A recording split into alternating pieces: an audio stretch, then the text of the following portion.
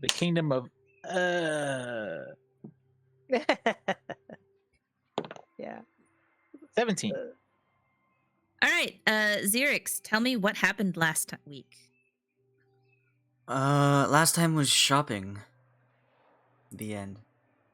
No, we also went to Grove of the Earth Mother. Yeah, That's true. I We went just to have Grove no of the Earth idea what Mother. happened there because I couldn't hear anything. Oh. We went to the Grove of the Earth Mother and had some really nice elves take us in and let us rest for a moment. Oh, and they took away our madness. Yeah, I was They fine, did? but all you guys have been acting weird, and she made you stop acting weird. Yep. So you mean I was acting weird for nothing? Were you acting well, weird? Potion stuff. Everybody but me with was. the potion stuff. Yeah, no, That's he fine. cured all of your madness. Okay. Yeah, in the Grove. Gosh, Amanda. I was acting as if I still had it because like I said, it was cutting in and out, and then Caden was like trying to talk to me that entire time. Yeah, I had So my mic open. I so you know guys we could get a little talked taste of to it. elf dudes in Grove of the Earth Mother. I have no idea what was said. What was said was give us some insight on what we're up against soon.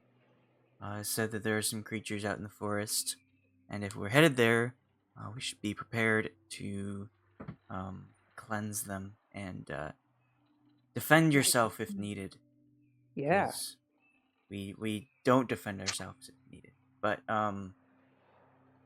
after he gave us some insight about what to do and what to look forward to, we went shopping a little bit. Pretty much just magic items and potions. We got a lot of cool stuff, including Got a fancy sword. 25,000 gold discount. Yeah. And But we do have to tell her everything that happened with it and give her bring back the story. and then we went to the potion place and had some fun there. Various mishaps and shenanigans. And we have some lingering issues. Shadow is no longer huge, but she still has a unicorn horn. Geldloth is very headstrong. And Xerix is now a dragonborn. And we were headed to the Bard College to get some information there and That's possibly find a magic item.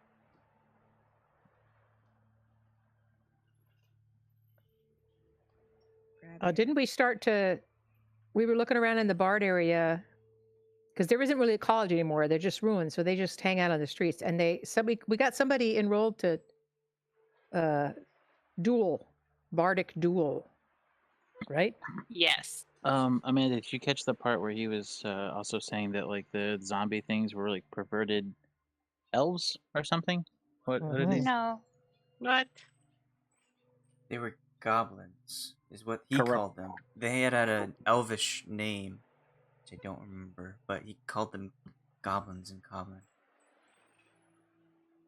And I wasn't quite sure if he was saying they were the same as the creatures we've seen, the ones that have turned from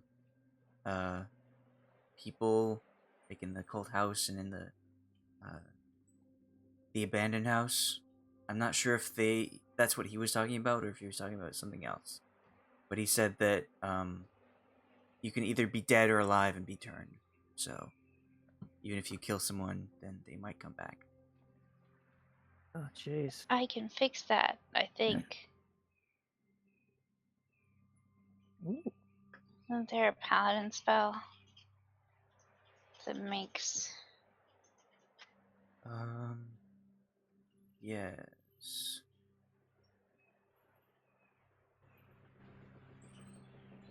Don't remember what it's. move you guys to the Wolf District because that's where you are at.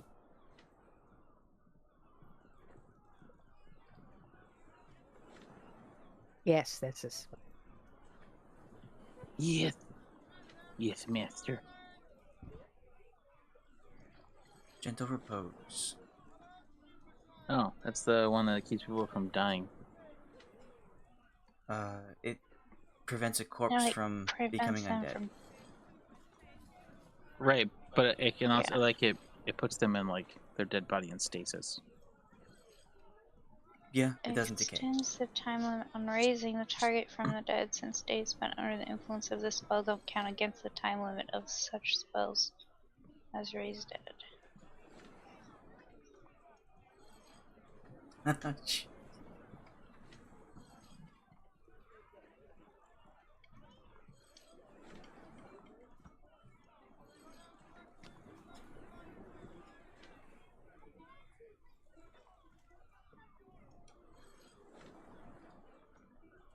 Hi, because I'm slightly taller. You're already pretty tall, right? You just hunched over all the time. Yeah. Can you change my Can you change my Can you change my profile thing from a Gungan to what my dude actually looks like? Oh, yeah.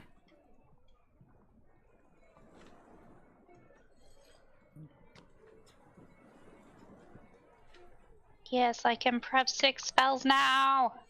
I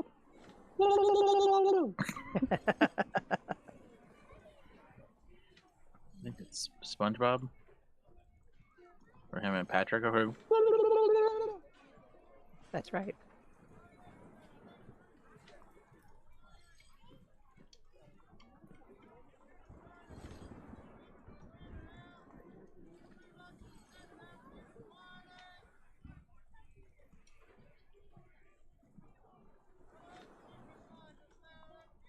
Image.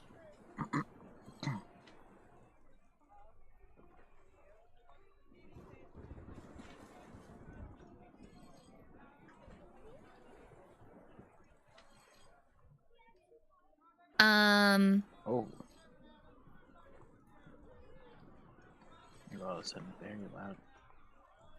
I am? Yeah. I don't know. Oh, weird. I don't know why. Yeah, your voice goes nice and loud, and then it fades to nothing. Like your microphone's waving around or something. It's like when you haven't talked, when you haven't talked for a while, it turns your gain way up because it thinks it's not hearing you. I think maybe I don't know. I have no idea. I installed new voice software, Ah. but you know, it also has that's off. So it shouldn't be trying to do any kind of strange voice. We're very quiet. So I'm very quiet. Now No, you're anymore. not. Now you're really loud. Oh my god. Okay.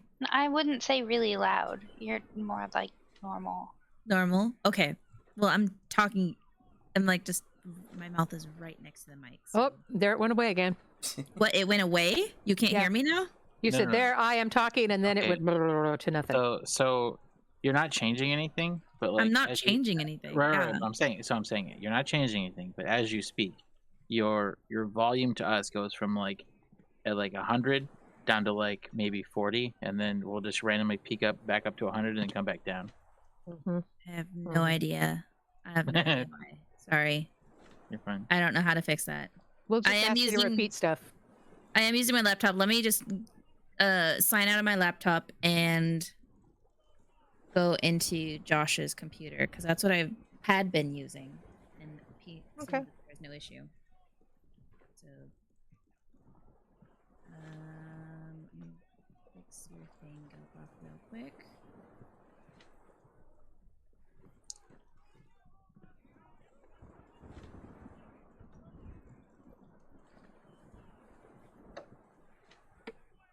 There you go.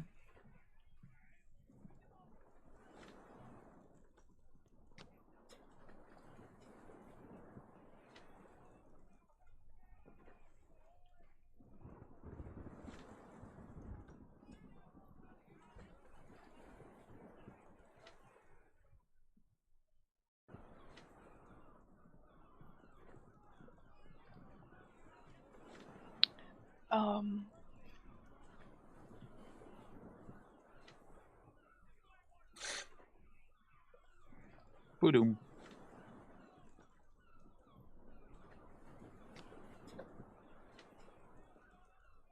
Okay. Do I sound better now? Oh, yeah. You do. I have a brief question when you Oh, are done with wait, that. what? Which mic are you using? Is it using your headset mic or is it using your laptop mic? It's using my hooked up mic, my No, sorry, Yeti Nano. I'm sorry, Oh, talking sorry. to Amanda. Can you double check, Amanda? Okay. On your computer though, do you have Althea? Mm-hmm. Do you have it set to like when you I hate they changed how to get to it. Shit. When you open your Okay. sound settings and like the sound control panel and go to your recording. Hold on. I'm dealing with stuff right now. Just fucking work. Jesus Christ. Logitech bought Blue and they want you to buy the mics, right? Oh. And so like they said, oh yeah, you get the new Blue voice that you used to only get with like the big mics, big Blue mics. And you can get them for the Nano and the Yeti X, but not the Snowball. And so they were like, oh, well, this software that you normally use doesn't work anymore.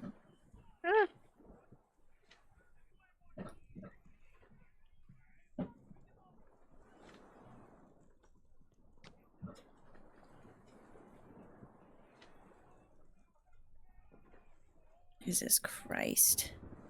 And so now, like the software, they just... Well, it sounds like you have something that's like fighting over your mic. It sounds like someone's fighting over my mic. No, I think you sound better than you did before. You logged do, off. and yes. came But back. what Hold I'm on. saying is I gotta like get Josh. because there's an option that like you can like let things take exclusive yeah. control, and I think something like they're fighting. So like under like communications for like your sound options, you need to like when Windows detects communication activity, do nothing instead of like change sounds and stuff like that.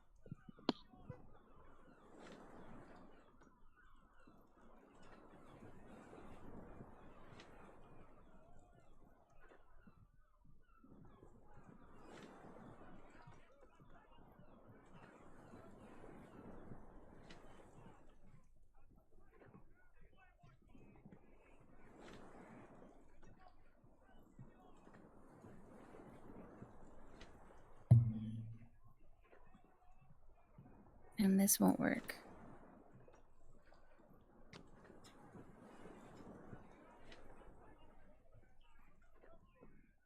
You need to switch this for that to work?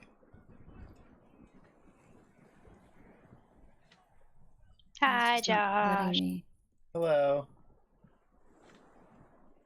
Hey, it's Josh. You don't know Althea. You don't know nothing about this stuff. Blue panel enabled. Disabled.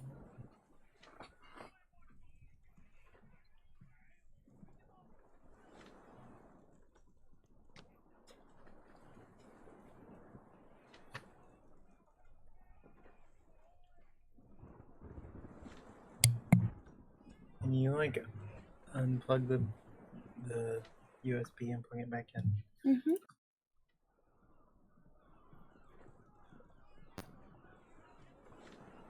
Since Logitech bought it, it's just garbage now. And it doesn't work. Next thing you know, they'll want to go to a subscription model. I Where you did can on my pay every month. laptop. But it was a pain in the butt to download, to try and even find it.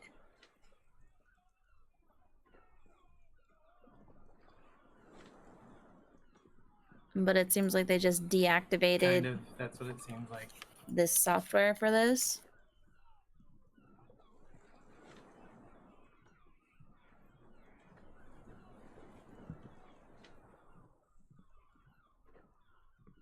Kalia,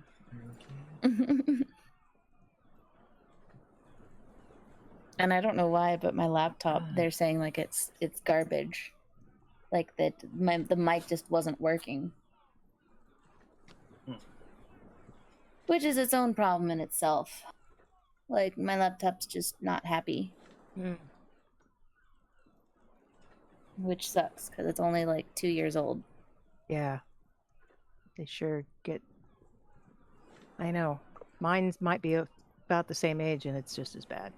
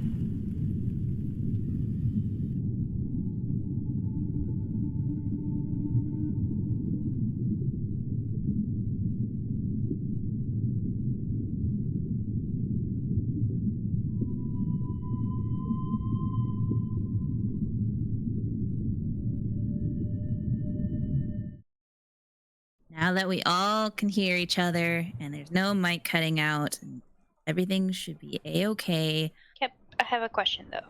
Yes. Can you What is it? look at my saving throws because they look weirdly high? I don't know if that's correct or not. Your saving throw should be your modifier plus your proficiency. Didn't you get a cloak of protection and somebody has a ring of protection? I'm not sure if it was Ayre. But does that affect the modifiers? It would be You a have a- +1 per item. Yeah, so you have a gives you cloak of plus- protection. I thought cloak gave you +2. Make a saving throw and let's see what the numbers are. It's That's like a good idea. 12 for her wisdom and 11 for charisma. My strength is 6. Like the non-proficient ones seem oddly high. Oh, it says 6. It also doesn't break it down right there for Wait, some your reason. strength is 6. That gives you your strength should be a My minus. strength then. is actually a 1. My strength is a +1. Plus your Wait, hold on. proficiency of 3. Plus Hold on, but the you 2 said- items. You said your what is your strength? 1. No. Like your strength out of 20. 12. Okay. Yeah, so that's a 1. Okay. Plus 3 plus 1 plus 1. But I'm not proficient in strength. It doesn't matter. Oh. It doesn't matter? You're not No. proficient in strength saving throws? No. She's not. Oh. She's proficient in wisdom and charisma. The cloak of protection gives you a +1 to saving throws. I think the ring does too, doesn't it? Yeah. Yeah. Saving throws. I can't read it. Let me try and Saving throws +1. Yeah. so those both are giving you a +2 in saving throws. So then shouldn't my strength be 3? I'm not sure where you're getting Um, that extra 3 from. They all seem weirdly high, and I don't know if it messed something up when I leveled or what. Paladins do get something at 6. That Oh, aura. I have like the aura. Yeah, so you get a Oh yeah, the aura from the bonus sword. to saving throws equal to your charisma modifier. Your charisma 3, Yeah. so that's the extra 3. and then- So everything is up by 3. That's insane. Yeah, you're a paladin. Plus, it gives it to people within 10 feet of me. Uh-huh. Yes. It's Plus fucking bro. Does the game know if people are within 10 feet of me? No, we just have to remember. But it We knows just that have you're a to keep track paladin. of that. Okay. It's the sword or That's ridiculous. No, it's me. Oh. A paladin. Hold on. can you link it? It's. Hang on. Okay, so I've added in the magic items that you have. You are now maxed. Well, wait, hold on.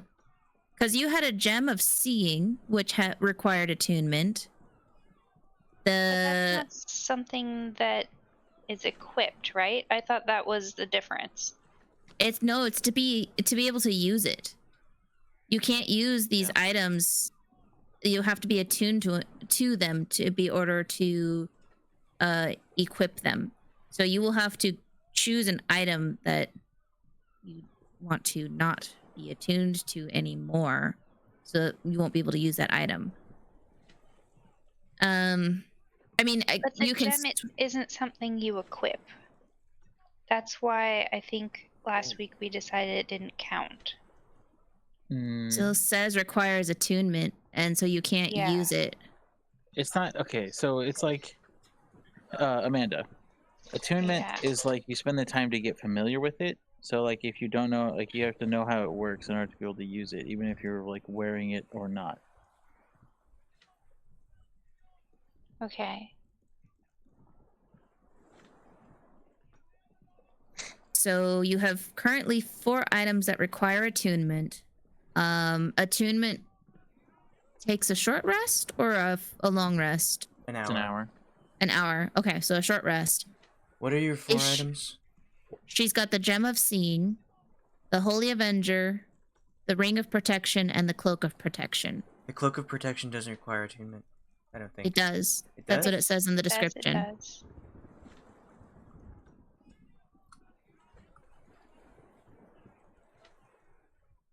It Okay. does now. It does. Never mind. That's the difference between the two of the ring and the cloak.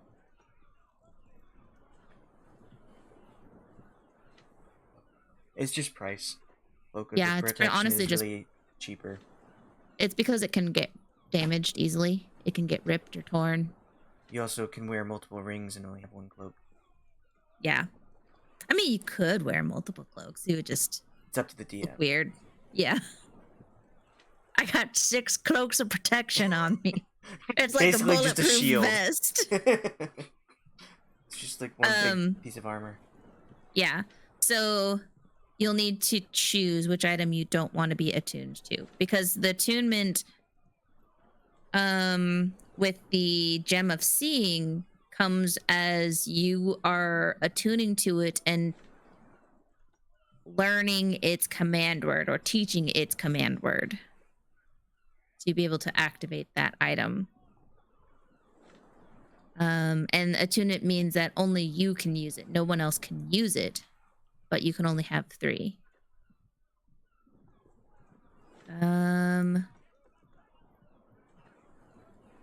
What was her paladin thing that's giving her? It's the aura of protection. Yeah, I linked it in the Discord. I pasted the.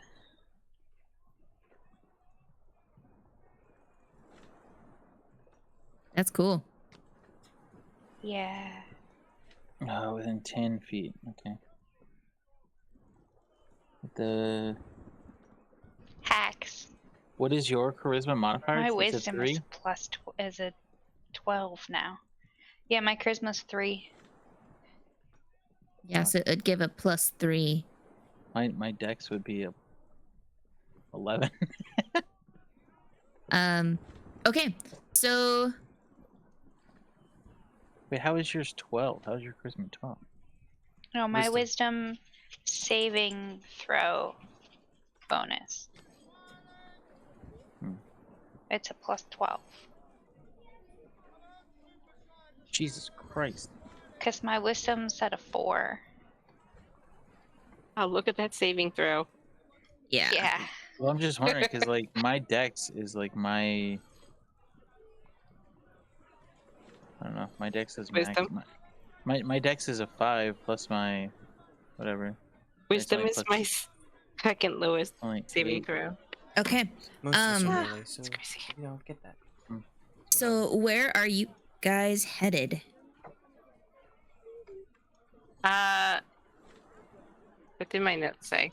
Let me see here. To stir the Chex Mix.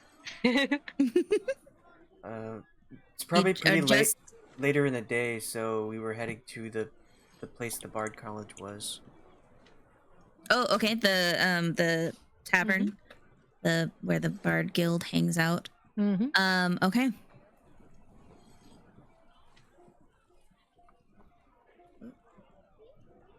This dude.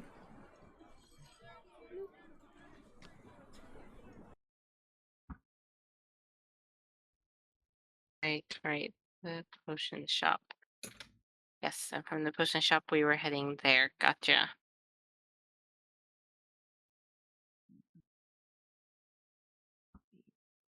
Okay, Kitty! so... Kitty. Oh. I posted.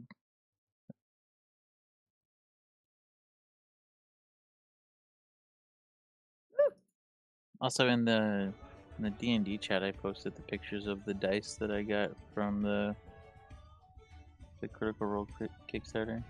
Oh, that's what that is? Mm-hmm. Cool. Oh, I like the marble look to them.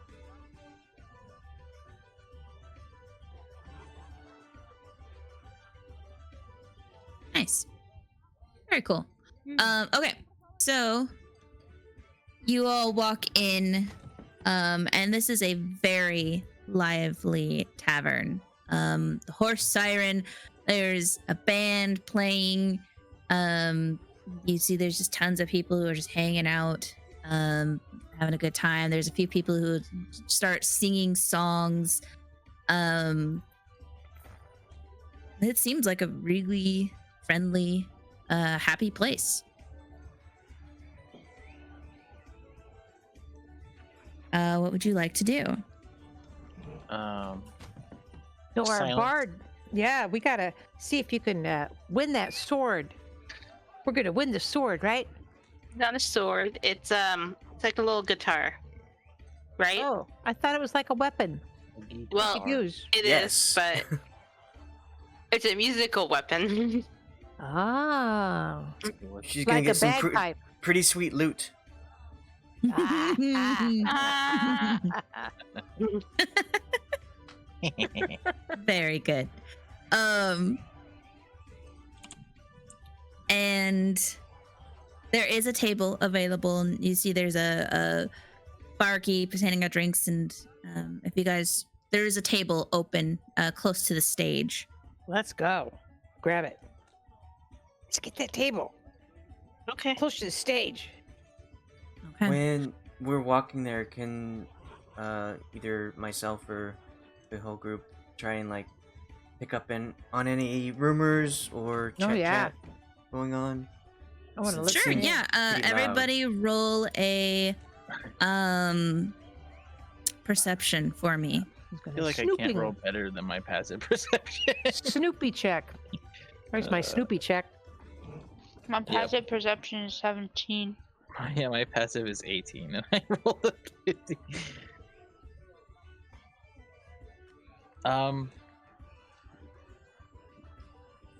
Holy heck, those are some crazy perceptions.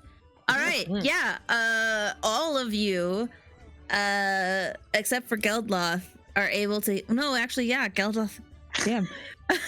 We get our eyes on you.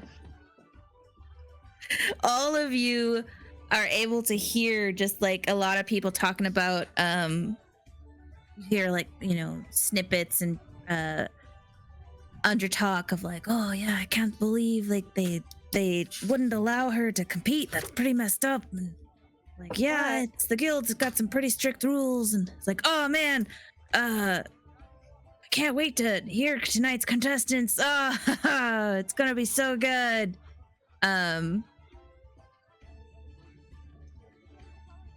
Can't believe it's not butter. I can't believe it's not there. And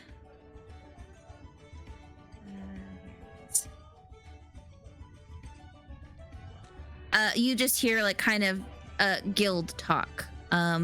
Just it sounds like, you know, this is kind of a reoccurring thing that happens every night, where just all different bards, and it's almost like an initiation of bards coming in. Oh. Is it Geldloth that's our bard? I'm just We have a Me? bard in this group? What? I thought we had a bard. Don't we have a bard? Yes, we do. Yeah. Shadow. It's just that it didn't come up until very recently. Yeah, So that they Joel don't do a whole lot. discovered that you had a bard. Yeah. Same as the wand. Yeah. I think that was the same. Was it the same? Was it the Yeah. same? I'm a bard, but I'm less of the singing, dancing bard and more of the I'm gonna stab you bard. Well, I don't think they're having a stabbing contest tonight, but maybe you could join the playing contest and Ugh, win a that's prize. too bad. I Stabbing like to think I'm contest pretty is always good, so I'm definitely gonna give it a try. Okay. If you need some accompaniment, so I can see it. Yeah. Yeah. I could do a light show. What do you think? No, I think that's probably okay. Maybe save that for, I don't know, when we're near some water, surrounded by water. I think that's when that's appropriate. Okie dokie. So let's find out if we can get you on the stage tonight. Maybe because it sounds like somebody had to drop out. Maybe they got room for somebody. Yeah, definitely. Although I do want to take a moment and just be like, really? Is that really what you're wearing, Xerox? Yes. Xerix. I was like, wow. I don't recall that you wearing that before. I could swear you that- had pants on before. The new Nice tail Eddie. is a bit constricting with pants. I didn't want to rip my nice right. pants. Wait, hold on. Would you still have, if you're no longer a snake, would you still have the impediment? or the? Oh yeah. Getting Would used you to still- new teeth. And he does have a whole mouthful of them. So Sounds like he's got marbles in his mouth. okay.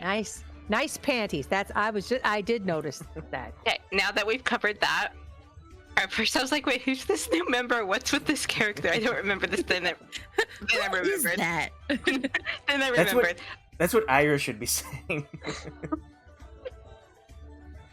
That's right. I Did we wasn't there. did we go get Yeah. Ayre? Because she said that she went to see the mayor, right? No, she.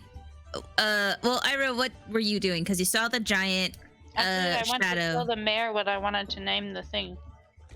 Oh, what did you want to name the thing? I messaged you. It was at the Name- end of my shopping list. Name what thing? I'm so confused now. Did I miss something? The transitional housing. Oh. Oh, okay. And I haven't had a chance to calculate out your shopping list. We'll work on that during the break. So you're naming the place the Sanctum of the Tides. Nice. Okay, well, now that we've covered that, Xerix, I'm gonna just go over there. I'm gonna point to the bar and see if, guessing it's probably the barman that I need to talk to, or maybe he can direct me. I'll see about getting into this competition. Okay. And I'm walking over. Is it like really crowded? Am I bumping into people, or am I able to You- like walk smoothly through? Are bumping into people, so I will actually ask you to make a dexterity for me. Let's do an acrobatics roll just to be fun.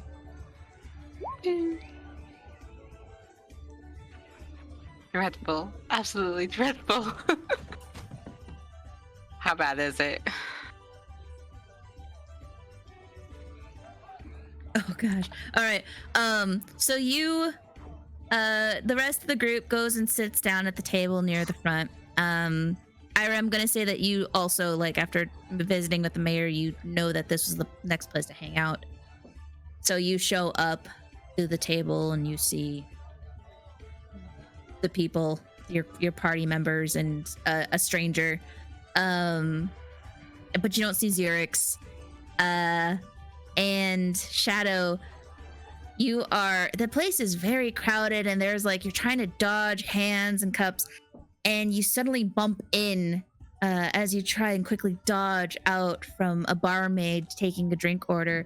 You bump in to something large, and you see this massive orc turn around and say, like, "Oh, hey, lass, so to see you. Yeah, no problem. Oh, she's hard to see so patient. She's also hard." Sure. He gives you a hearty slap on the back, and you stumble forward a few feet. And he raises his giant mug of beer towards you, and then goes laughing, walking towards another table. And you finally, with that pat that he boosted you forward, you were able to get to the barkeep. Okay. And the Barkeep. barkeep turns around. This gentleman says, like, "Oh, hey, what you been eating?" Yeah. Where do I need to go to sign up for this competition?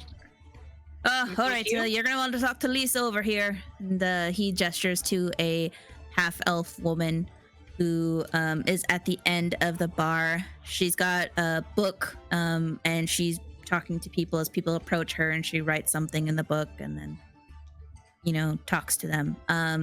Barkeep says, like, "She's the one that takes account of all of that. If you've been needing the drinks, we don't hand out during the show. So if there's anything you want to order now, place the order now. The show will start in about 15 minutes. You know what? I would take 5 5 ales. 5 ales, right? Pull up my little thingies. My little bloopy doops.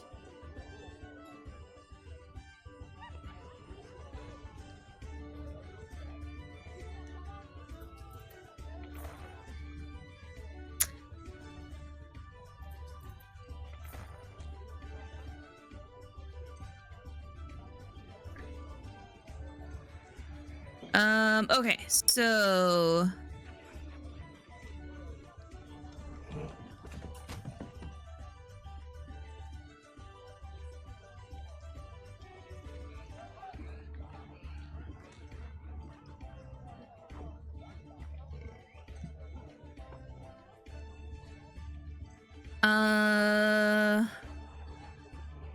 ales. Or any kind of like alcoholic drink.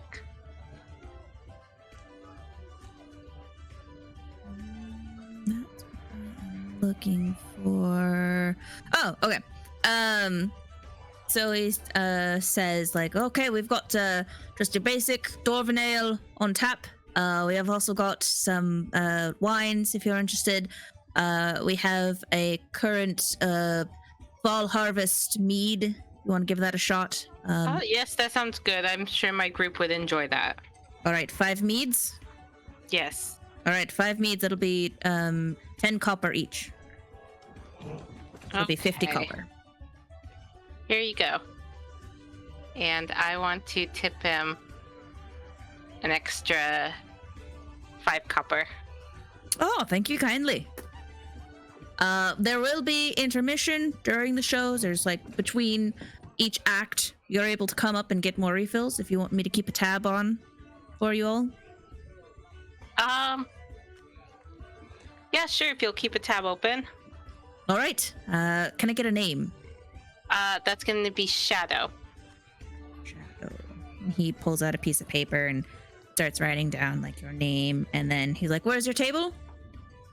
Right over there up front by the stage. Ah, table 2. Okay. Okay.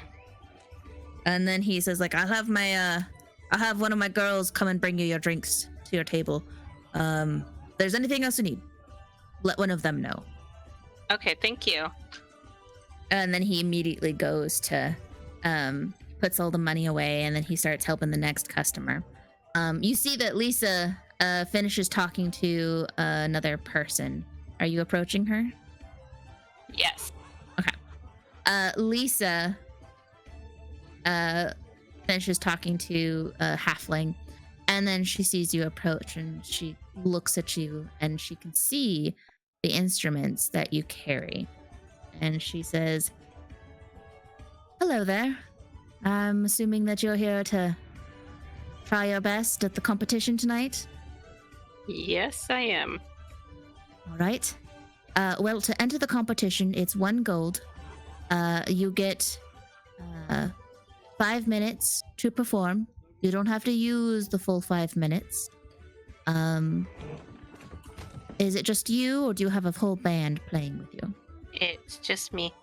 All right. Can I get a name? Shadow. Oh? Just Shadow. Like Cher. All right, Shadow. You will be number 12, the second to last performance. And you'll be going on just after that gentleman, that big gentleman over there. And he points to the orc that you had bumped into. I'm right after him, you said. Yes. Be sure to show up on time. If there's any warm-up that you need, let us know before you say, to start your time. One of the helpers up there will be looking as well when you enter. You said show up on time. Is that show up onto the stage on, like when it's my turn on time, or? Yes, both. Okay. Some people like to show up they like to step outside and do something before their time. Not everyone sticks around to watch the show, because they don't want to get psyched out, as it were. But of course, the more the merrier, and we just ask that you show up as soon as he gets off stage, is when you need to approach the stage. What table are you sitting at? Table 2. Table 2, okay. And she hands you a piece of paper, and it has number 12 on it. And she says, just pin this to yourself when you go up there. It can be anywhere as long as it's in a visual place, anywhere on your chest or your arm. And entry fee is 1 gold. She holds out her hand. I'm going to give her the gold. All right, thank you. Good luck tonight. I'm gonna nod to her and turn to leave. Okay. She nods back. Like a nod of acknowledgement, like thanks. Can I have you roll a dexterity for me? Dexterity, where's my dexterity? The saving throw? Oh, wait, no. Over here on the side. There not we the go. saving throw. Yeah. So you nod your head, like you bow to her, and you briefly forget that you have a large 12-inch horn sticking out of your forehead, and she quickly dodges out of the way. And she's like, whoa, okay, whoa, almost got me there. Huh.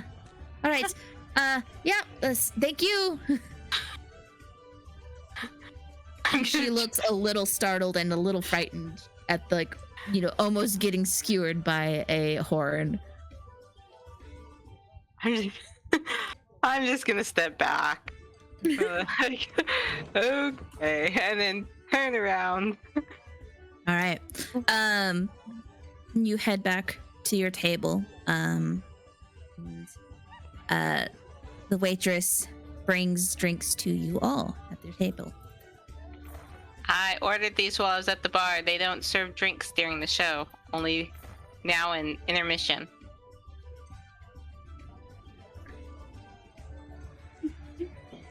It's supposed to be the harvest. It's mead, so should be good.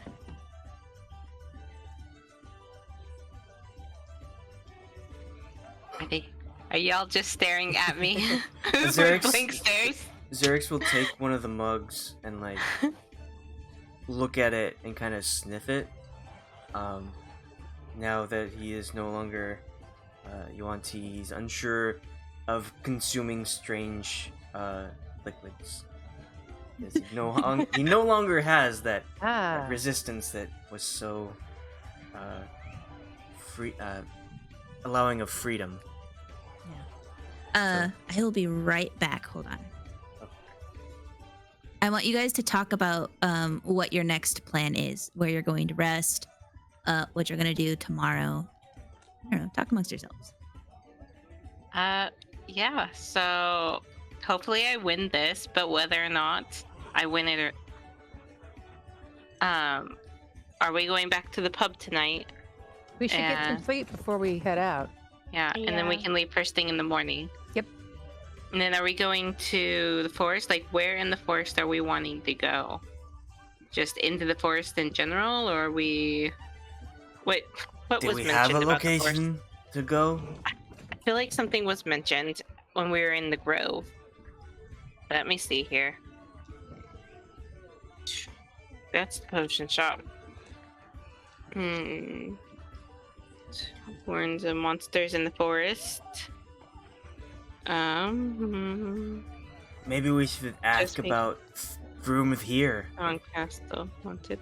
Was the castle, the haunted castle, in the forest or in the Bard's College area? In the area we're in.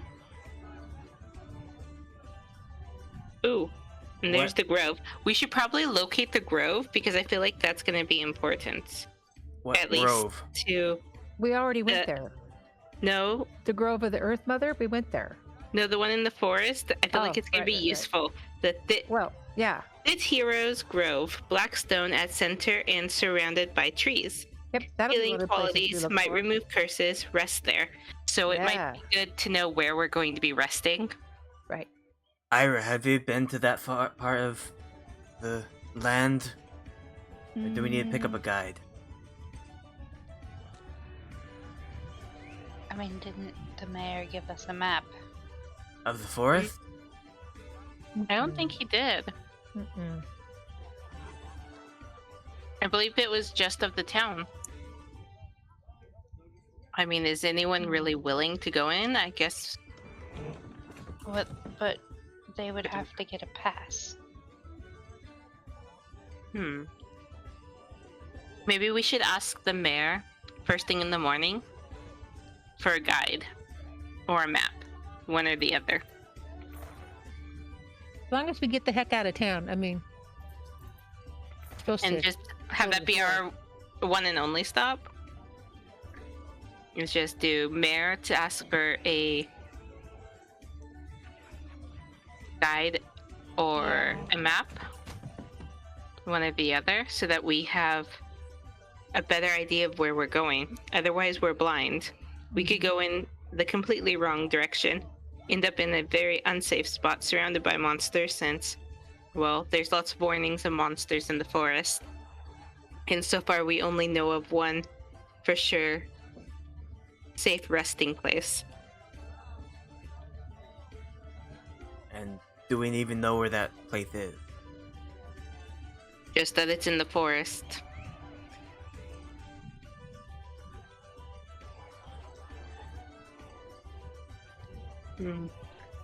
And And what are we looking for in the forest?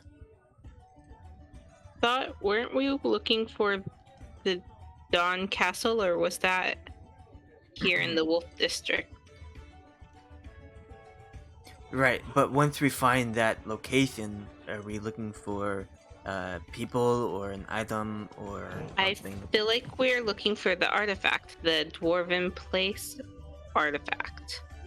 Wait, no, that's in the. Never mind. That's here. That's what we're doing right now. Wrong note. When we could look for whatever the source of the sickness is. Yeah, we could look for the source of the sickness, and we could also look for the cauldron. He mentioned the cauldron of. Where are my notes? Insurance, come on, burn title. He mentioned the cauldron of Dahlum? I could swear I wrote this stuff down. Ah, right here. Oh, The cauldron of Duham. Yeah, the one that they suspect is turning the things into evils. Yeah, turning all of the peoples and creatures into evil, whatnot. Evil Shenanigans. Drathic. At least a Drathic is what he suspects the octopus creature was. And so, yeah. So we should probably try to find the cauldron of Duham and whoever is using it. Like the main bad guy, because they're the source of the sickness, right? Because they're like, this is their operation. And isn't it all kind of connected? That's what we hope, though. I hope so too, because this is turning into a long vacation. Yeah, it's turning more into work than it is anything else. Well, you're getting your money's worth. True, I did get a new rapier, and I might get a new musical instrument tonight. And I found a couple other nifty things. What does the thing you're getting tonight do? See if I can remember, because I didn't write it down. It can be used as a weapon. We wield it as a weapon. I'm trying to recall. It's an artifact. It's a magical artifact, kind of like Ayre's sword. So but this one, did you buy a rapier for now, or? yeah, I bought a rapier for now. That has, it's a little bit better than my boring old one. You're gonna knock that over. Stop. I'm just saying that you just bought a new weapon and you're already out trying to get another one. I like to be prepared. I mean, it goes along with the territory. I mean, I don't make a living as a mercenary just be having 1 or 2 weapons. Yes, you also have the sword that I gave. Yes. So you Yes, are I do. quite the armory at the moment. Yes. Although I sold my other rapier, but yes, I am quite the armory right now. I like to be prepared because I also have a dagger, a short sword, a rapier, and I have a couple of different instruments, but this one I will be able to use in battle where the other ones I could not.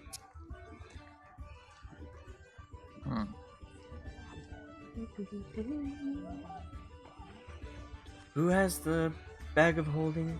Didn't we buy 3? 3 of us. We have Yeah. 3 I of them. How many bags of holding? It's ridiculous. I didn't actually mean to buy one, but she was already selling it to me, so I was like, oh, I'll go ahead, I'll do it.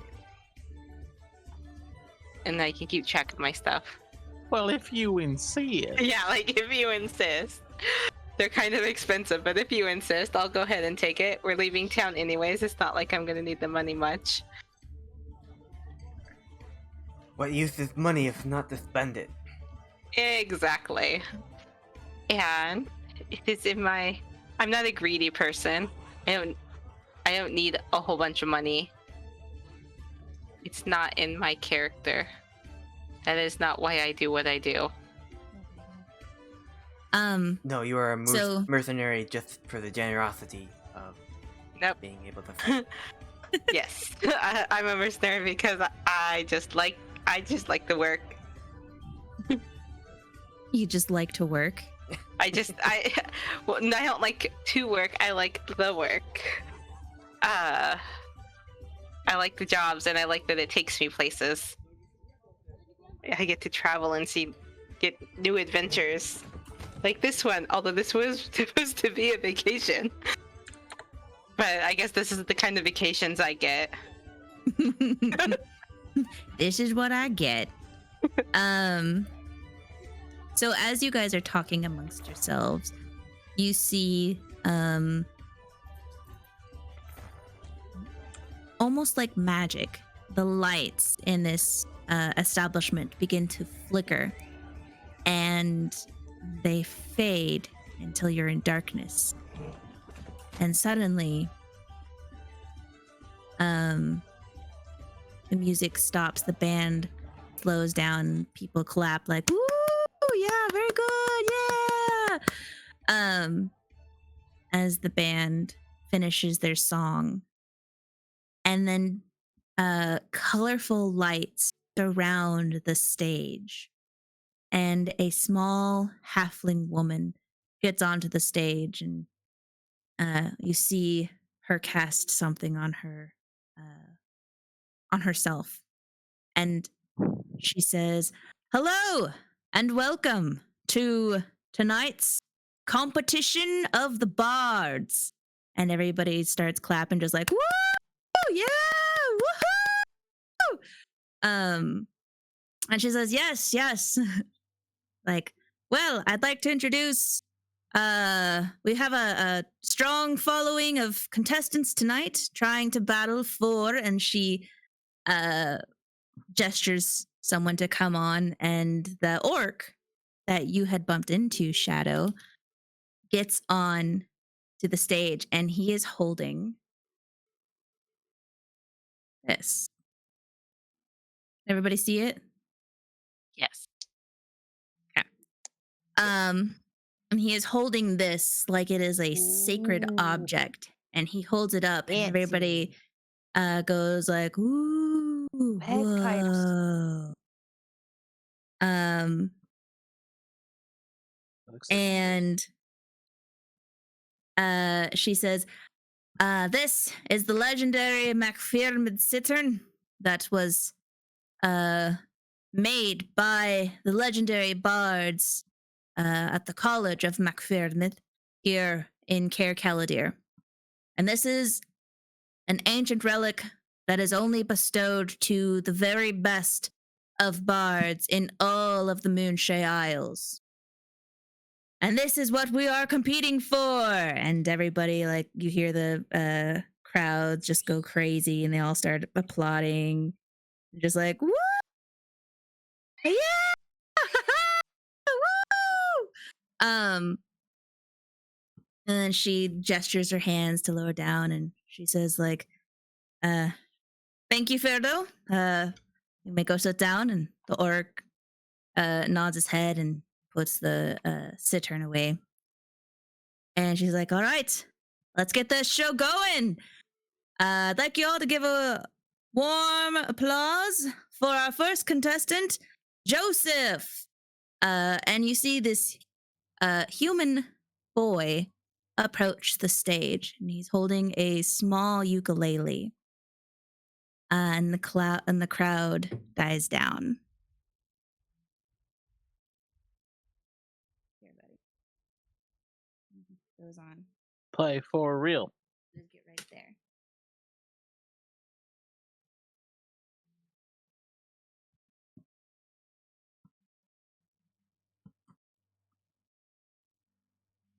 Say hi. Hi.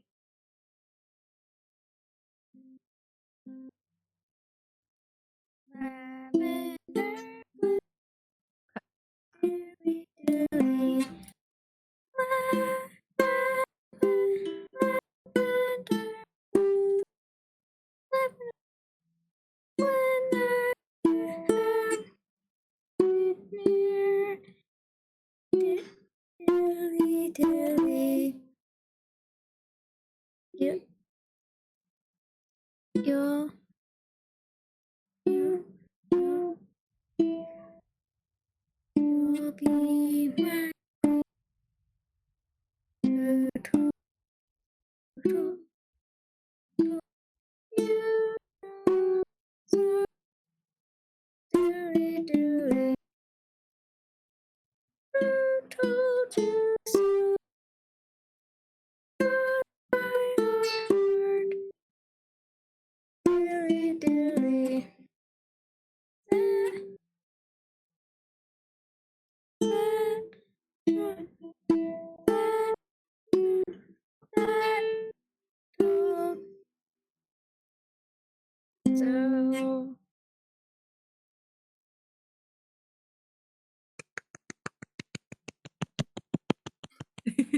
And you hear the crowd just like, as soon as he finishes, you hear the Oh, crowd just clap. like, yeah! Woo! Good job, Yay. Joseph! did Joseph play buddy. that? Good job. Yeah. Sorry, I chuckled a little bit. I thought that was a recording. No. Joseph's actually, I had him sit down. was a bard. Oh, what if he wins the loot? Then he has to join the game and be our guide. Then he has to join. And you see like Joseph was like all kind of like shy and embarrassed, but he enjoys the applause. And he gets off stage and the halfling woman says like, I give it up for Joseph. Oh, he's a young bard in training. So cute. Oh, and give him another applause. And people applaud. And then a few more contestants come on, and there's a person who's doing beat poetry. There's a few contestants that begin playing different. There's like a band that comes on, and they're playing like a bluesgrass kind of cover. And finally, the orc comes on, and he begins to play song. And you'll see that a gentleman comes on, and the halfling woman comes on and is like, "All right, give it up. I'd like y'all know him. He's played every night. He's our top bard here in Caer Caladir, Ferdo McIntosh." And the audience just like all stand up and cheer and just like, "Woo! Yeah! All right, Ferdo! Ferdo!" The crowd starts chanting, "Ferdo! Ferdo!" Wow, that's the guy to Ferdo. beat right there. Ferdo gets up and he's like, "All right, we gotta play a long song. It's not so famous. The short stands." And people just continue like, "Woo! Yeah!" And he begins to play.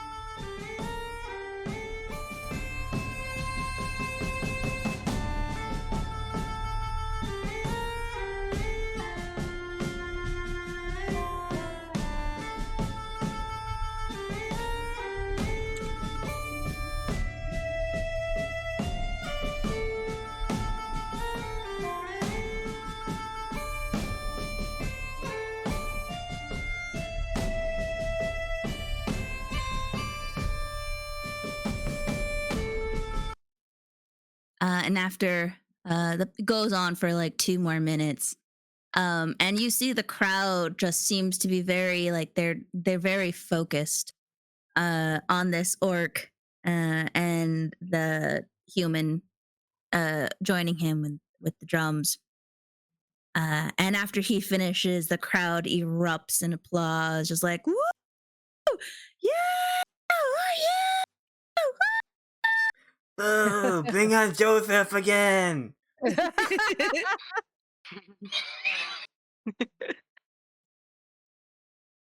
And after the orc does a bow and the human does a bow, they step off, and the halfling woman, one of the elf approaches you, Shadow, and says, "Excuse me, are you ready to go on?" "Yes." "All right." And he brings you to the stage, and he says, "All right, what instrument are you playing tonight?" I'm going to be playing the violin. "Violin. All right. Do you need any accompaniment, or do you have it?" Nope, I got this. "Okay. All right." And the halfling woman sees you, and she's like, "All right, well, that was Ferdo McIntosh. Always a pleasure to have him around. Just another beautiful, somber music. But now let's give a warm, hearty welcome to a newbie here on the stage. May I introduce to you Shadow?" And there's like a light applause for you. No, Just we a- want Joseph. I'm giving him some serious side eye. And Shadow, you get onto the stage. I need you to roll a performance check for me. Come on, come on. She within 10 feet of me? Oh, no, wait, that's only saves, right? Yeah, Whatever, you don't need help. nice. Shadow, what kind of music are you playing? A jig? Actually, when I said the violin, I had a specific song in mind. What song is it? Lindsay Sterling Roundabout. Because in the video, it's like a competition, and so I had that kind of in my head, like that kind of. I don't know if you've ever heard that song before. Okay, I have it ready.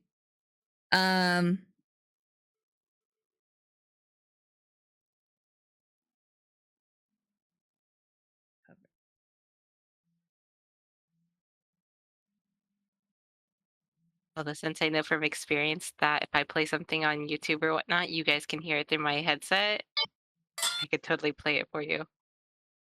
Okay. So you know you have tough competition. And so you're like, I got the perfect song. You ready your bow and you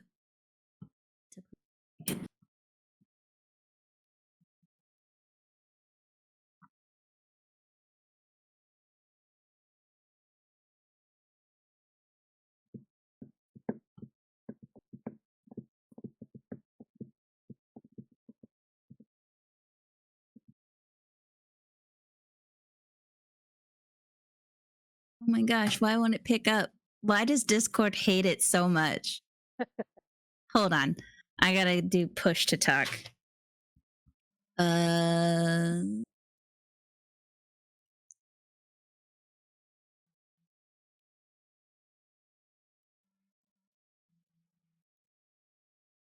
right, now we'll try again.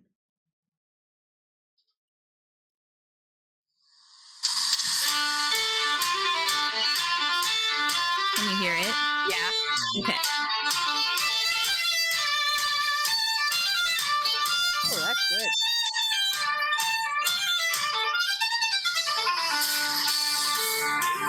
Baby's gonna dance. And you see the crowd begin to just Jump up and down and dance. jump up and down, and they start like clapping along.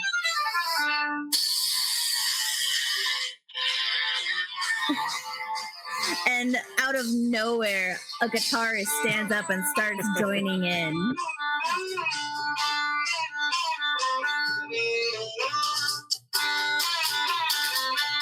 Wow, Shadow's really good for percussion too.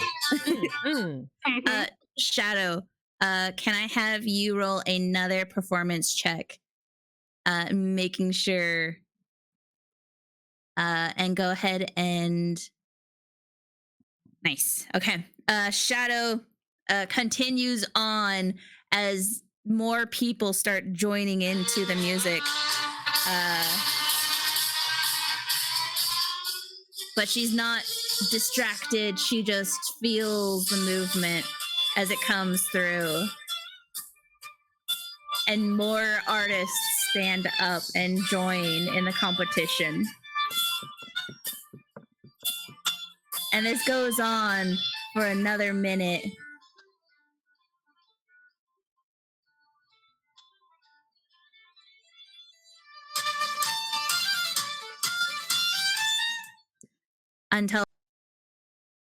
Until finally she is finished. And the crowd already standing up, and the musicians that had taken part almost come out of their trance that they were in. And the crowd erupts in applause. And the halfling comes up to you and she's like, "Wow, that was wonderful playing. Good job. Where'd you learn to do that?" You know, around. Around, I'd say so. Well, chances are you're probably going to be having to compete. You're going to be the one competing against Fergo there. So good luck with that. And then as she gestures you off the stage, she's like, "Give it up for Shadow!" And the crowd erupts in applause. It's like, "Woo! Yeah! Shadow! Yay. Her Shadow bangs her mug on the table. just yeah, woo! Now Shadow, Yes. this next thing is going to be a duel, and this will go based off of performance checks. So another contestant goes up and they say a poem and play the recorder, and it's fine. And after 2 more acts, the halfling woman comes up and she's like, "All right, do we have our 2 champions tonight who will be facing off in the duel?" And the crowd goes, "Yeah!" And she's like, all right, on the count of 3, I want you to tell me the first contestant who will be challenging Ferdo McIntosh. And she goes, 1, 2, 3. And the crowd erupts in shadow, shadow, shadow, shadow. And there's a few other names, but Shadow seems to be overpowering. She was like, all right, Shadow, get on up here. Woo! Shadow, do you get up on the stage? You my mute mic. Yes, I jump up and I bound up onto the stage. Give yourself bardic inspiration.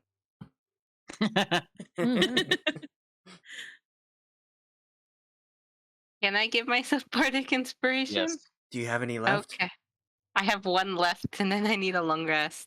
Do it. Okay. Okay, bardic inspiration for me. All right.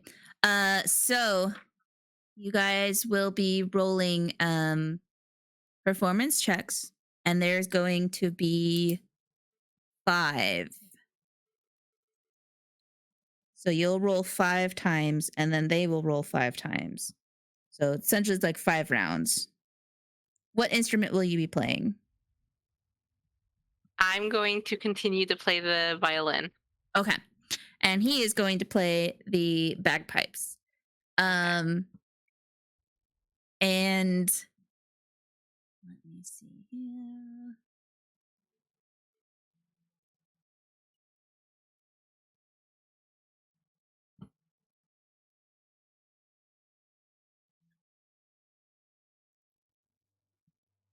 And I'm playing the orc right now, right? It's just the 2 of us. Yes, it's just the 2 of you. Okay. I can do this. I got this. Hopefully. Let me see here.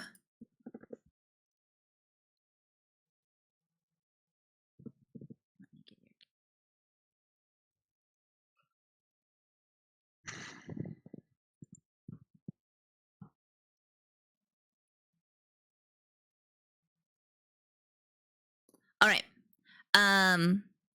And so you and the orc get on the stage, and the orc has his bagpipes, and he holds out his hand towards you and is like, I put it there as a coach, is a fair game.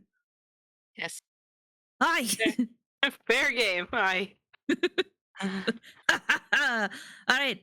And the halfling woman comes up and she's like, all right, so depending on who starts the duel, we're going to flip a coin.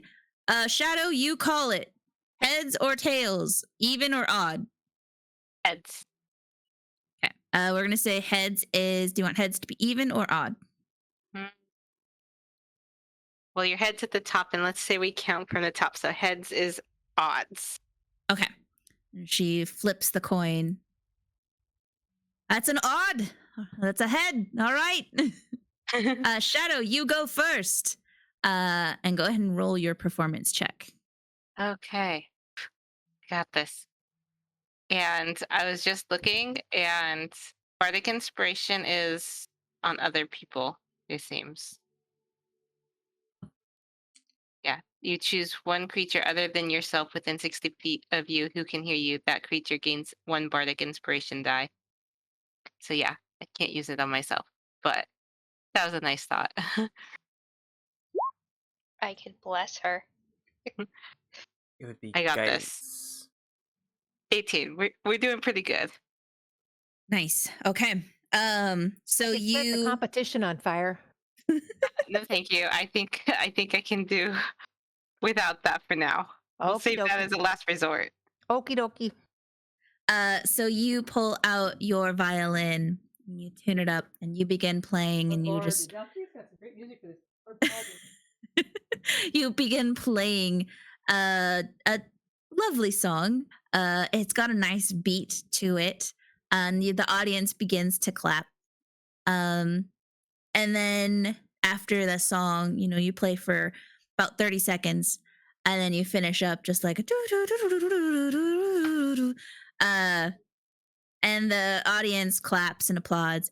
And then Fergus begins his bagpipes. And let's see here.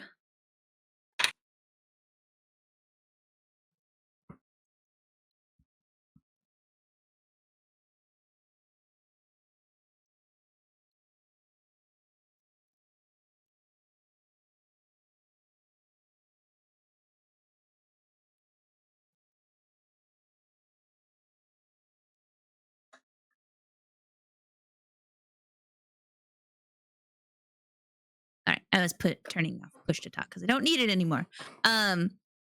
So Fergus begins to play, and he starts off really well with his bagpipes, but then the last 3 notes fall flat, and the audience that was cheering for Fergus kind of died down a little bit, and they're just like, hey, oh, you can tell that he made a mistake. Shadow, it is your turn. Go ahead and roll another performance for me.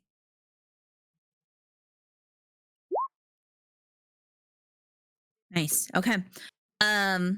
Shadow, you pick up that negative energy from Ferdo, and you push it into good energy, and you just play a happier song, a happier tune, and the audience hearing you play after that flat note by Ferdo, the audience is like, woo, yeah, all right. And you finish your bout. I have I brought up a YouTube video of a thing. Can I play a few seconds of Sure, the yeah. tune? Let's see what. Can you hear it? There's it. You might have to turn on push to talk because sometimes that's a little weird. Yeah, we can only hear when you talk. I was hoping that it would pick it up. Give me a second. Since I know from experience that you guys can hear when I play YouTube on my phone. Or not my phone, but my... And... But we could hear it. We could just only hear it when you were talking. Oh, okay. And take this to 20 seconds. Woo! She even surprised her. Okay, so yeah, that's kind of the tune, if you could hear that. Could but, not. Nope. Oh. Well, hell. Well, it's Lindsay Sterling, The Arena. It's kind of the tune I was thinking for this thing. Hi. On the back of my chair. Okay. How'd I do for this time? Okay. You did pretty good. Not as good as the first round, but you did really good at this round. Now it is Ferdo's time. Better than his flat note. Turdo. Nice. So yeah. Turdo. And Ferdo picks up right where he was like, he shakes off, the bad feeling and those flat notes, and he just goes full force into it and nails this piece of just like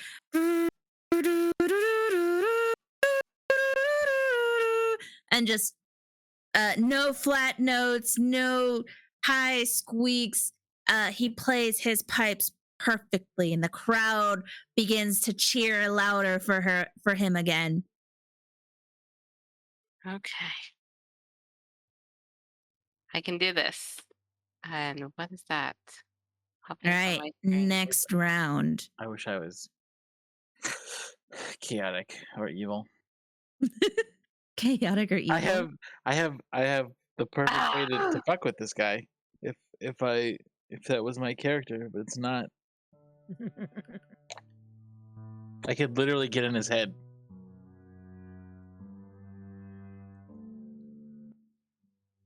I'm gonna turn the shouty shay up a little bit. All right. The next round. You got a 10. Okay. Oh. All right.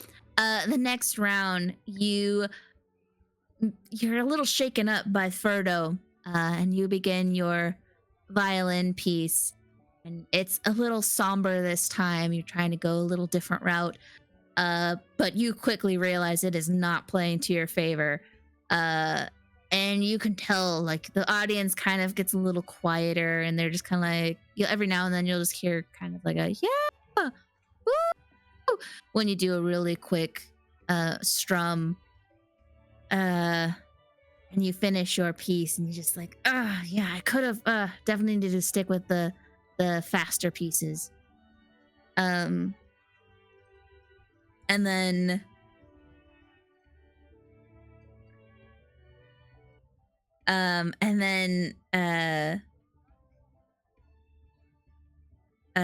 Verdo gets up there and begins playing, and you can tell, like, he is on fire now that he's got his groove back on, so to speak. And the crowd is just going ecstatic for the bagpipes. And he finishes his piece. Wait. What? You're gonna do something? Yeah, I'm gonna try. I was gonna try something. Okay. I would say evens I do it, odds I do it, odd I don't. Well, I rolled a 3, so. I rolled a 3, so it doesn't even matter.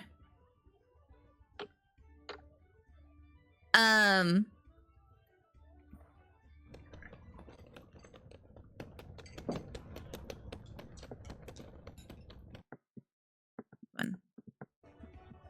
There we go. Okay. Second to last round. Go ahead and roll a performance check for me, Shadow. Okay. Oh, can I do it? Come on. All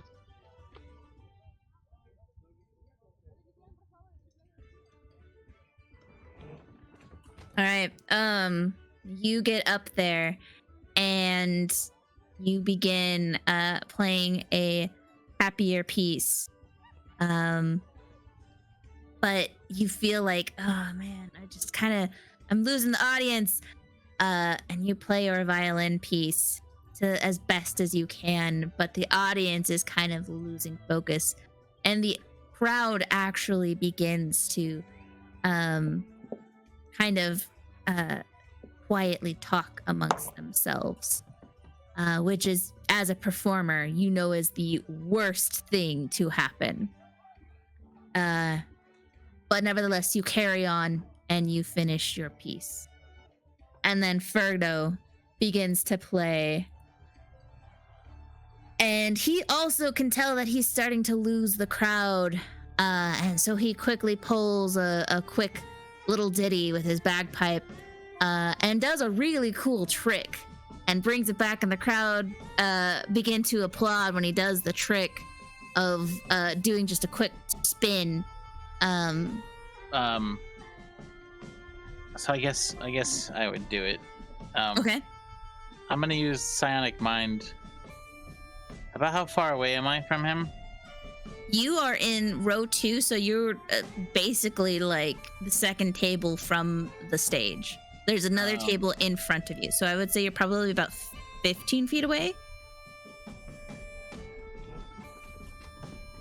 I'm just gonna start counting in his head, but offbeat. Okay. So you want to give him a disadvantage? Yeah. Okay. Go ahead. By the time he's playing, he's just hearing someone go, like, just if he's going like 1, 2, it's just like oh 3, 4, just horribly offbeat. Okay. Just fucking with him. Go ahead and roll. Well, do you have to roll anything for your psionic mind? No, it just. Or does he have to roll anything? You can telepathically speak to any creature you can see within 30 feet. You don't need to share a language with the creature, but the creature must be able to understand at least one language. Communication doesn't give the creature the ability to respond. I'm going to have him roll a. What would be? It would be like a con save, right? For concentration. Con would be Constitution. I don't know if it would be like. What would you roll if you were trying to keep concentration? Well, technically it would be Constitution if you're like if you got hit and you're trying to keep a spell up for your concentration. Could be Let's- intellect or wisdom. Intellect? Okay, let's go with intellect. I think that sounds fair. Okay. So I'm gonna have a roll. Ooh, okay. So this is giving him a disadvantage to this. Are you gonna keep this up for the last 2 rounds? Because this is the second to last round. Well, I would see like if it does anything to him, and then hopefully it just like mind games him so hard that we'll see. All right. You know, he's playing really good and the audience is like, yeah. And then something flickers on his face. And you see him beads start to form on his head. And he starts playing wrong notes. It's like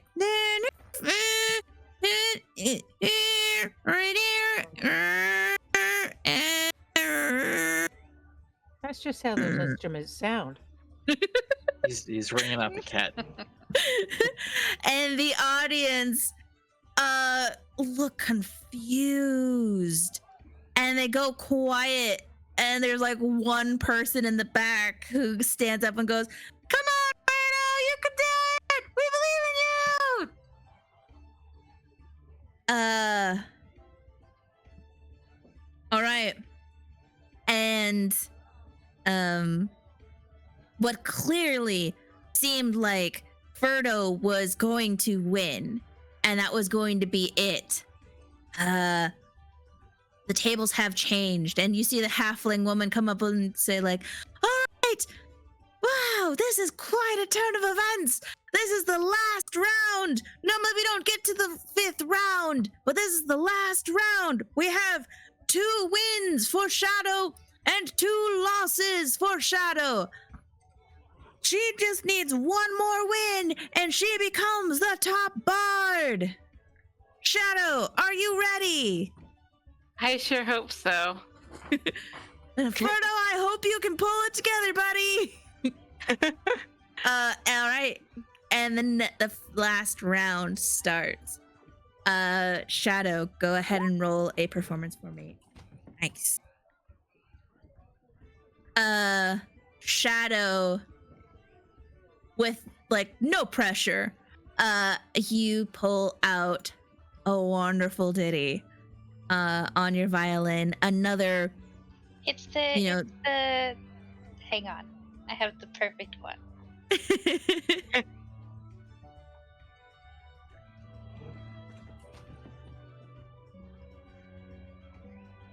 To the YouTubes. to the YouTubes. You just start playing. The The recorder comes up and starts playing, just going like.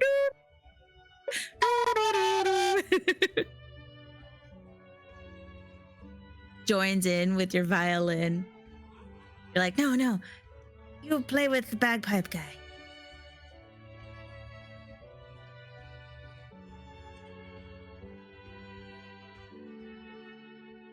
Somebody playing wedding music? That's the only violin music I could find that was in Roll20. It's the graduating from school music. Yeah. You're playing this and just like, it's very soothing and exciting at the same time. It's a very multi-layered emotional song.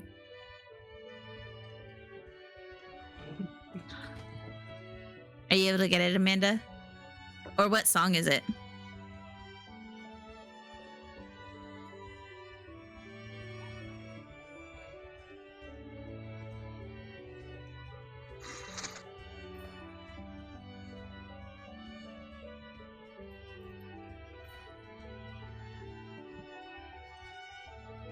Oh, concerning hobbits. The faster Yeah, all right.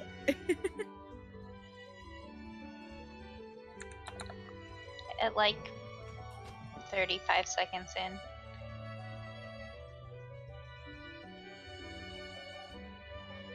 $35 seconds, you say? Yeah, ish. Okay. Let me turn this down. Hopefully, you guys can hear this.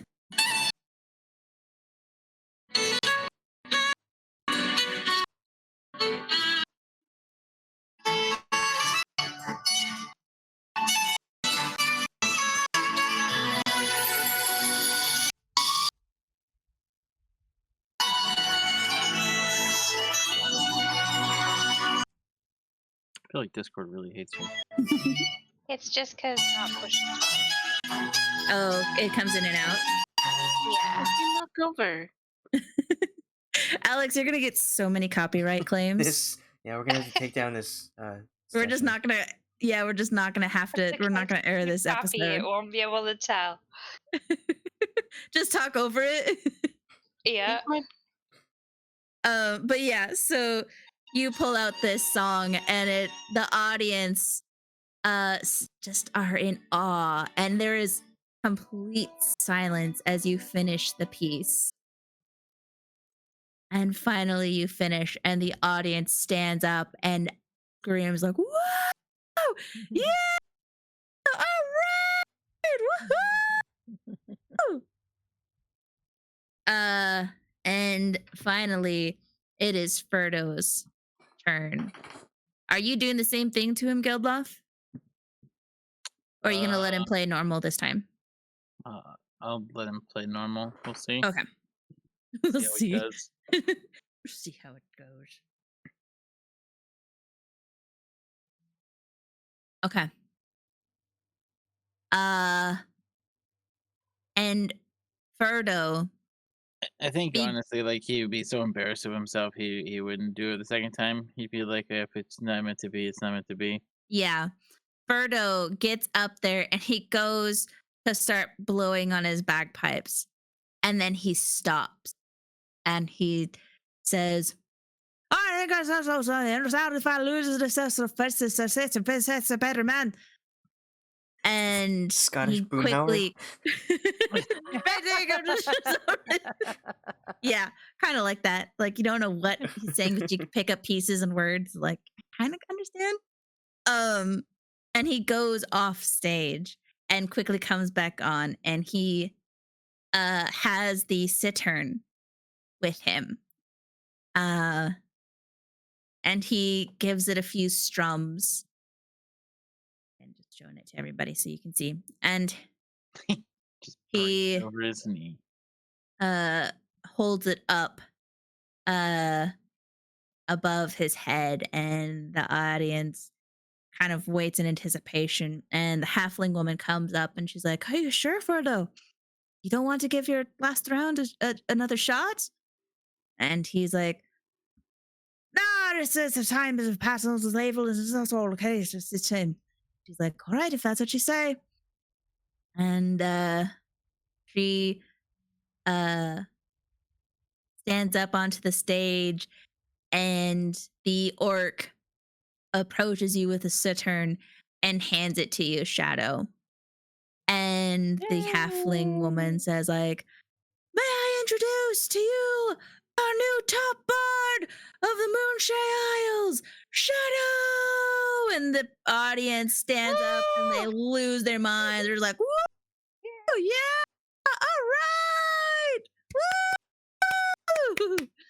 Woo! And Shadow, you have this here thingy. This here contraption. And we were talking while you were away. What was the cistern? Like, what was special about it? Why was I trying to win it again? There had like some kind of magical ability, right? Why would Why they did- do It that? does. Why do I want this? thing? You need attunement to it. Because it's a musical Attunement. instrument. Get it? But there you go. It is a legendary item that is Like it's an actual magic item, and this is its name, and it is from the Moonshade Isles, specifically from the ancient Bard College that was in Caer Caladir. And you should be able to see the description of what all it does. And it does need attunement. Okay. And remember, you can only have 3 items attuned. I don't believe I but have any attuned at the moment, so. awesome. Cool. And so once attuned, the instrument can be used to cast these spells once per day: Bark Skin, Cure Wounds, and Fog Cloud. Wait, say that again? Fart cloud. Oh, Fog? Yeah. So an instrument of the bards is an exquisite example of its kind, superior to an ordinary instrument in every way. And you don't need to have a skill to play this, because it is an instrument of the bard. So pretty much like as long as you are the bard class, you can play this. And how long does it take to get attuned? An hour. Okay. Yeah, because it says that I have to do a saving throw if I try to play it before I am attuned. Yeah. Yeah.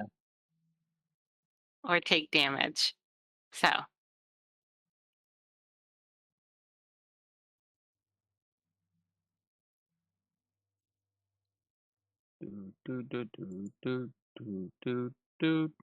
Basically like just 3 extra spells. But you can use an action to, cast the spells. Mm-hmm. But yeah. That's the end of day. So with that, the competition is over. Ferdo hands out his hand to shake your hand. And waits for you to acknowledge the handshake. Yes, I'm going to acknowledge it. He heartily shakes your hand and then pats you on the back. Oh. Lets it rip. Quite the finale. And he just gives you he's like, good job. That is excellent playing. Are they still standing on the stage? Yeah, they're both still standing on the stage. I'll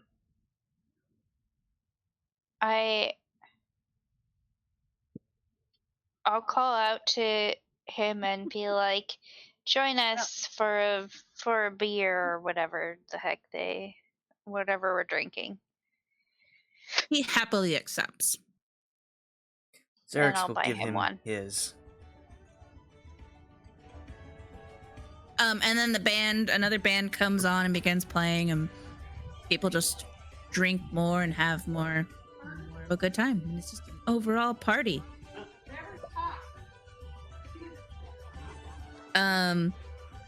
What would you guys like to do next? It is about, I would say, probably like 8 at night.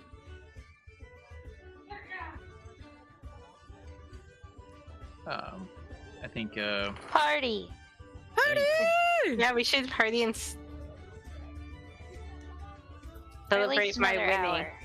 Yeah, party and celebrate my winning. Nice.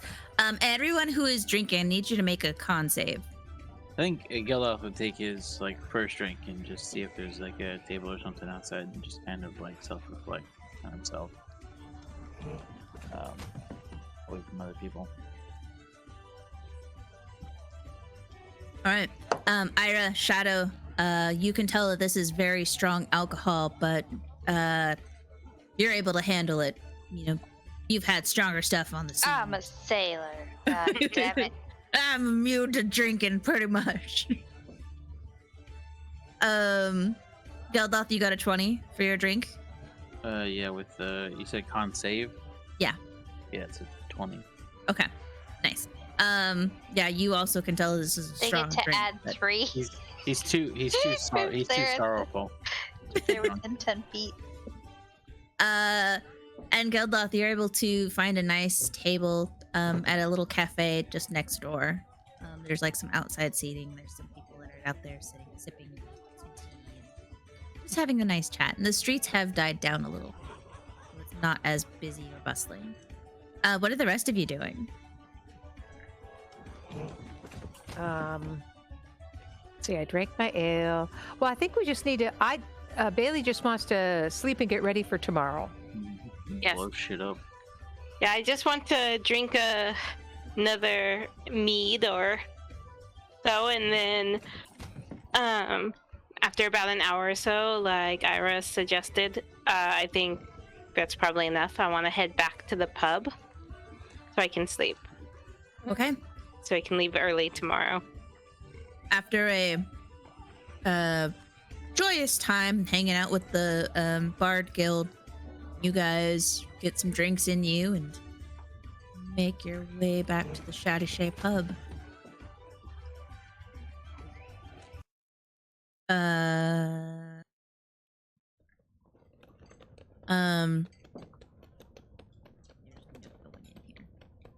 Oh no. While you're getting us transferred over, I have a quick question about the instrument, just a clarification. Okay. So there's 3 spells available, and it says can be used to cast 3 spells once per day. So I can cast each spell once per day, or of the 3 spells, I can cast one of them once a day. You can cast each spell once a day. Okay. So each spell you can cast one time. So you could cast the Fog Cloud, you could cast the Cure Wounds, and you could cast... The wording on it was a little funny, so I wanted just to clarify that I was understanding I could use all 3 of them in the same day if I wanted. Yeah.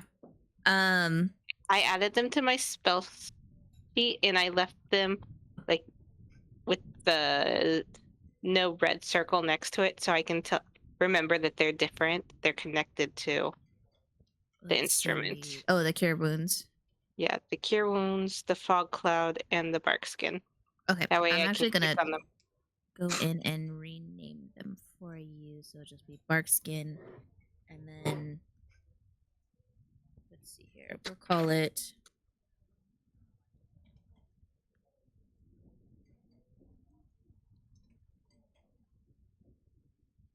Cittern Given, so you know where it comes from. And you guys get to the Shadyshay, and you're able to. The place is quite empty, but you're able to head up to your rooms and get some sleep in. Yeah. Instead of here, Xerix would like to go to the docks Okay. and just go back to the den that we were all at before. I don't remember Okay. if it had a name. Are you wanting to go inside? Yes, he owns the place. Right. Okay. But he now has his own place to do whatever, so he's just gonna sleep here. That's true. Wait, Take he all- owns what? He found the deed to this building. Oh. So he basically owns the place. With I the don't think he building told that we- anyone. Nope. With the drug dealer building. Yes, he owns the drug house. So if Bei-leigh had blown it up and we had survived, she would have destroyed your property. How Yes. rude. How rude. Yeah, but he didn't really discover it until after the fact, so. Okay. Well, You as guys we're keep going to talking me rest, out of- As long as you don't, like, go and blow up the building first thing in the morning. While he's inside. I'll be right back. All right, we can take a quick little 15 here. Because Xerix, you're just hanging out to sleep. Yep. Okay. Good. I can.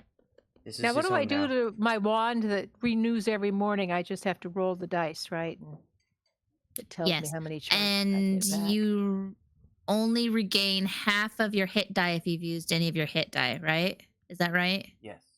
I don't need to get any more hit points back. I got No. two. I'm saying if you had used any, you only get Oh. half back after a long rest. So Okay, I looks haven't like you used didn't any use yet. any. So Mm-mm. yeah, you're good to go.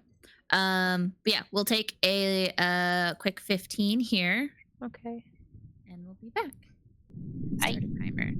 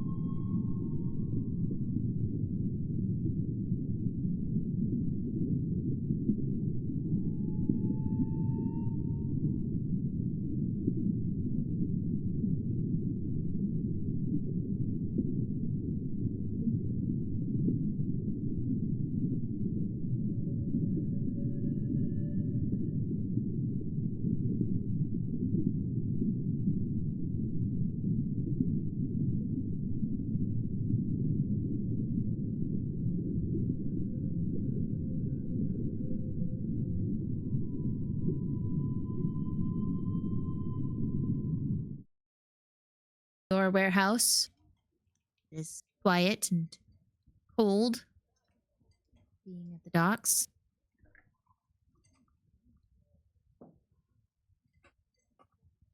And damp. You have a runny nose now.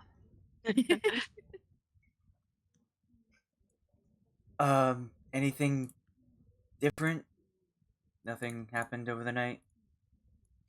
Nothing happened over the night. It seemed to be pretty peaceful. You did hear like, some drunk some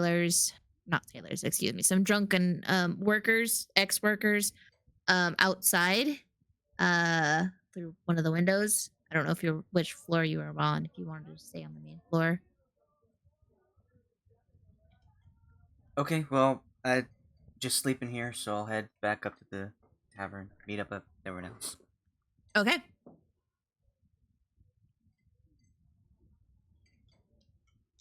Boop.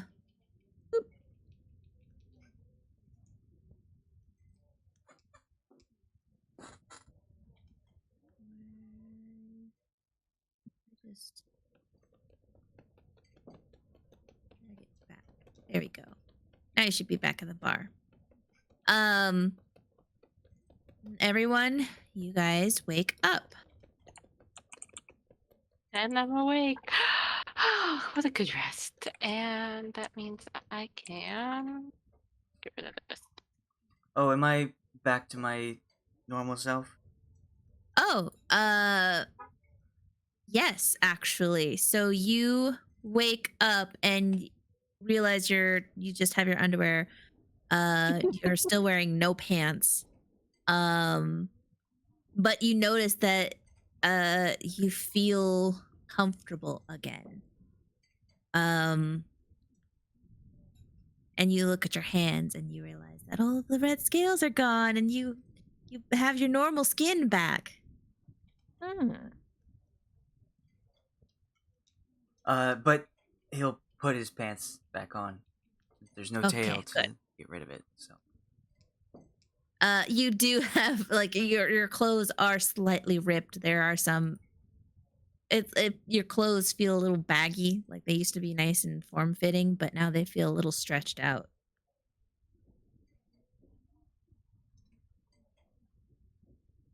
But outside of that, you feel fine.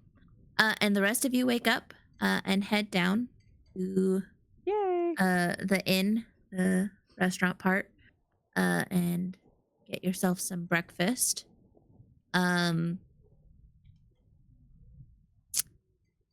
Is there anything else you want to do in town?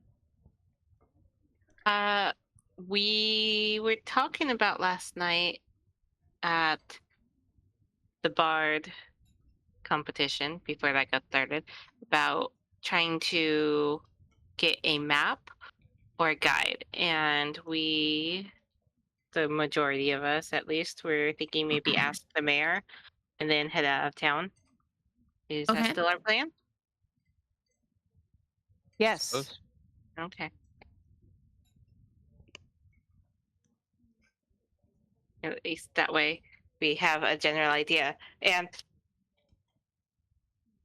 quite possibly we'll know where we'll be camping, because I still think what's his name, Matthias Elthod, I believe he was the one who was telling us about Pit Heroes Grove, and that would probably be the best place to rest. So if we know where that is before it gets dark, probably be best. Okay. So you're all headed to the mayor's office? Mm-hmm. Okay. After a good meal, the innkeeper, Beric, says, Will you be holding your rooms for another night? Better not. No. We're going to be in the forest. Ah, good luck with that. Hope Okay. you live and come back another time then. Yeah. They You safe out betcha. there. And he gives you just warm wishes. You guys head to the Is that a mayor's buff? office. It's not a buff. No. Oh, okay.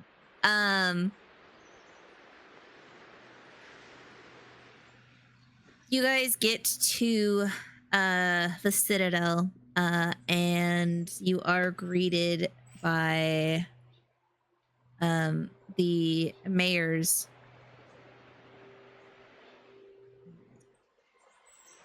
Messenger dude, bro. the messenger guy.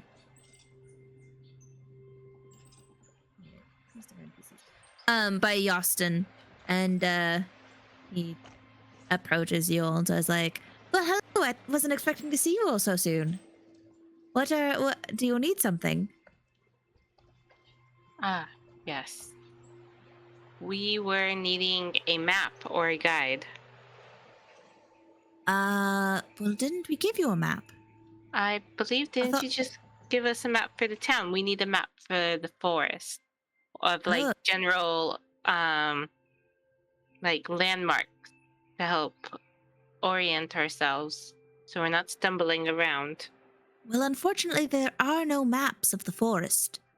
It's kind of a difficult place to map out.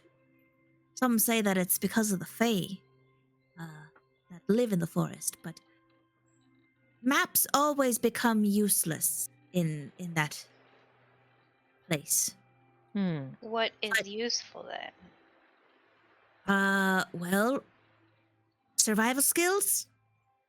I know that there's a lot of there used to be camping grounds on the outskirts, not too far into the forest.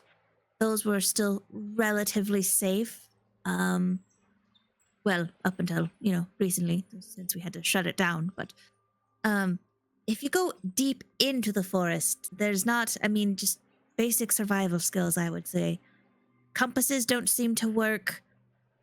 There's just something strange about the place. Have you talked to Mathis at the Grove of the Earth Mother? He might be able to help you. We talked to him. Yes. Oh, I see. He told us of some stuff, but we were hoping for more like actual in-person guide. But you wouldn't happen to know anyone other than Matthias, would you? No, I'm afraid not. There's not a lot of adventurers who go into the forest and make it out alive. Anyone that would be useful have disappeared and long gone.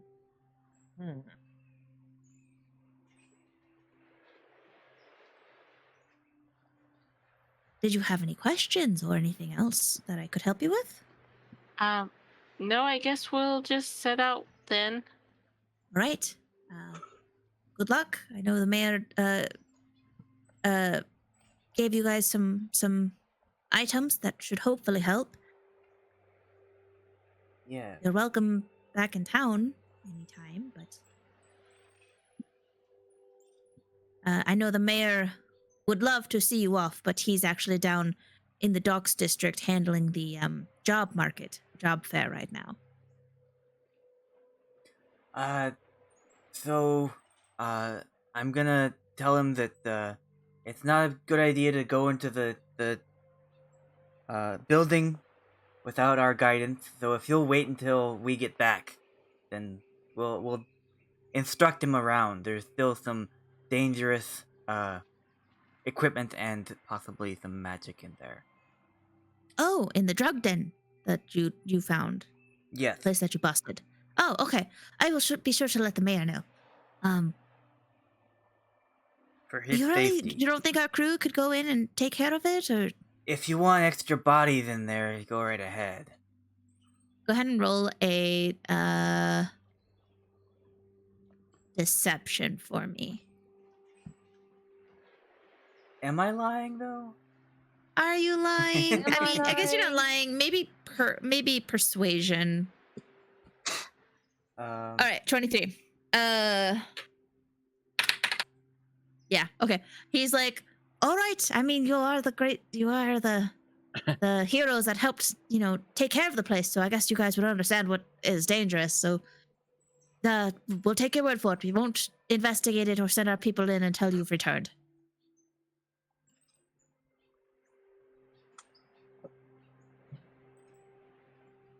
Was there anything else that you needed? Well, with this the crapshoot going in, getting lost in the forest. Yes, I believe that's what the mayor was wanting. Oh, good. Good. He wasn't expecting us to come back.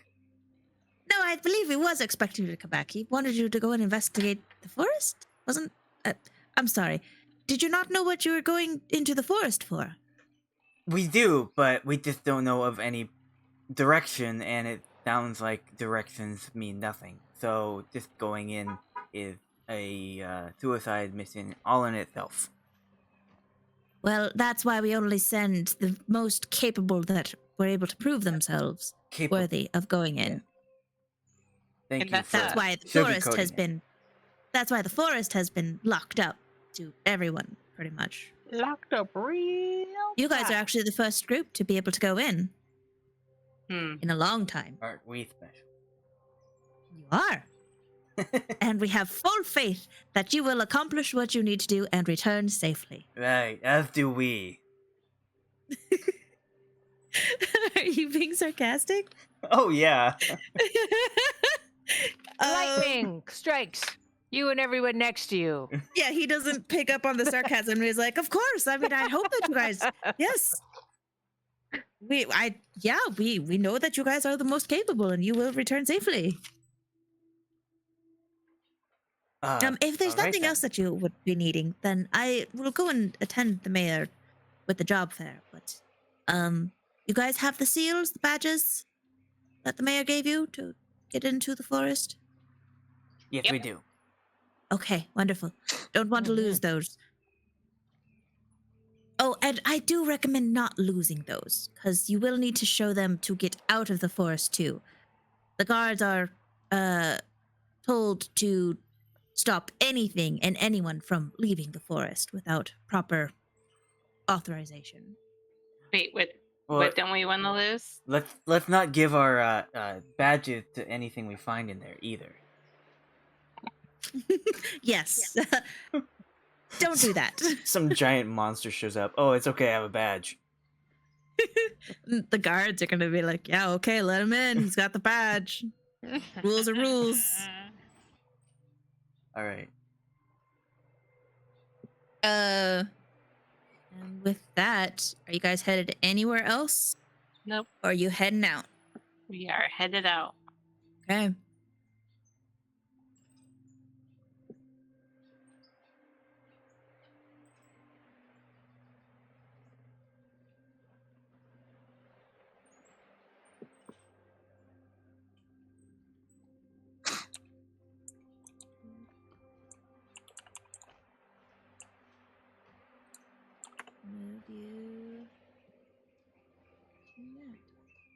You guys go past the large stone walls and head out.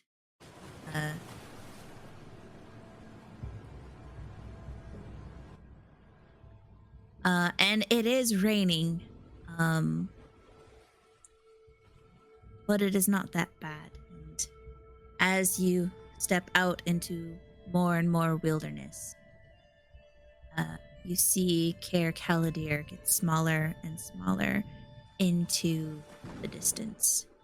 And you head inland. Despite the rain, it feels like a lovely, peaceful day.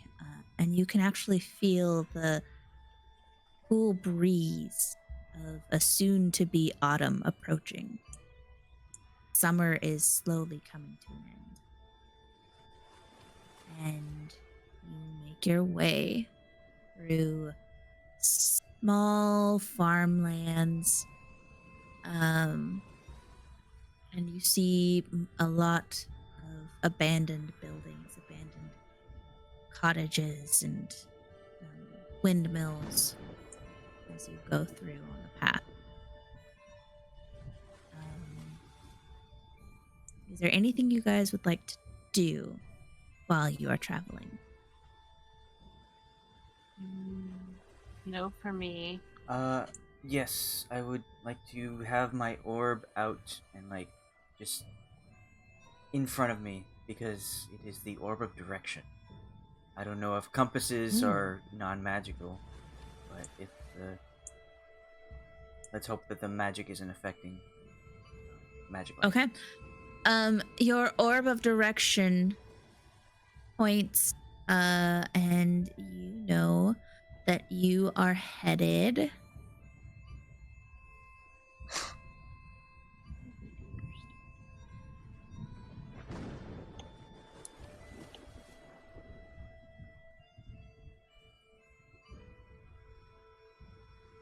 You know that you are headed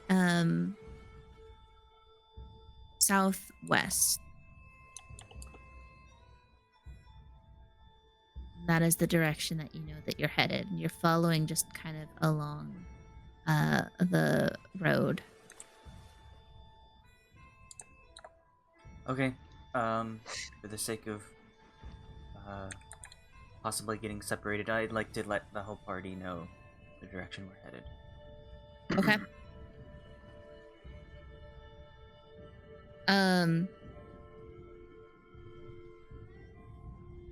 And you guys you know that it is quite a travel to the forest edge. It is about a day and a half on foot. You guys come to a few cottages. You have been traveling for about 3 hours, 4 hours. Ooh. I want to knock on the door of the cottages and ask if everything is okay. Okay. Since we're a little ways into the forest at this point, I assume. Mm-hmm. Yeah. I also would like to see if there's anybody else that does not have 3 attuned items that wants the cloak. I have Ooh. one. What does the cloak do? I only have Gives one. you +1 AC. Oh, and last night, I want to say that before I went to bed, I attuned my instrument. That takes an hour, right? So I could do that before I went to sleep. Yeah. So you are any items you could have taken the time before you went to sleep to attune to them.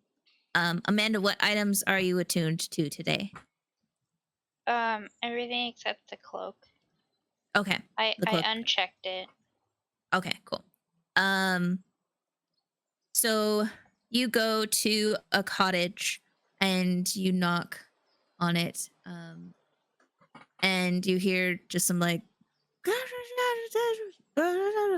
and a gentleman opens the door and says like, "Yeah, what you want?"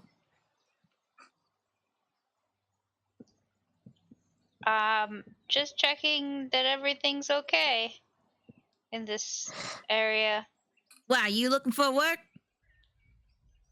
Potentially. What kind of work you looking for? What's your experience? Got any of those what was it called? Resume? Yeah, right here, and I'll show him my sword, and I'll tell him you didn't put her name in the NPC list, so I don't remember it at the moment, but the lady that made my sword. Oh, the lady that made your sword.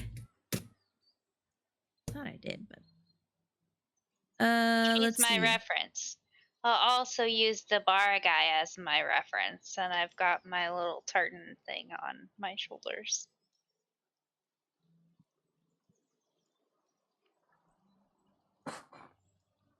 We're mostly just trying to make sure that everything around here is safe and everyone's doing well. Oh, well, actually, seeing as that you got one of them their shiny swords and stuff, you think you could help us with something? And then you hear in the back like, "See find the cow!" Oh boy. The guy turns around and is like,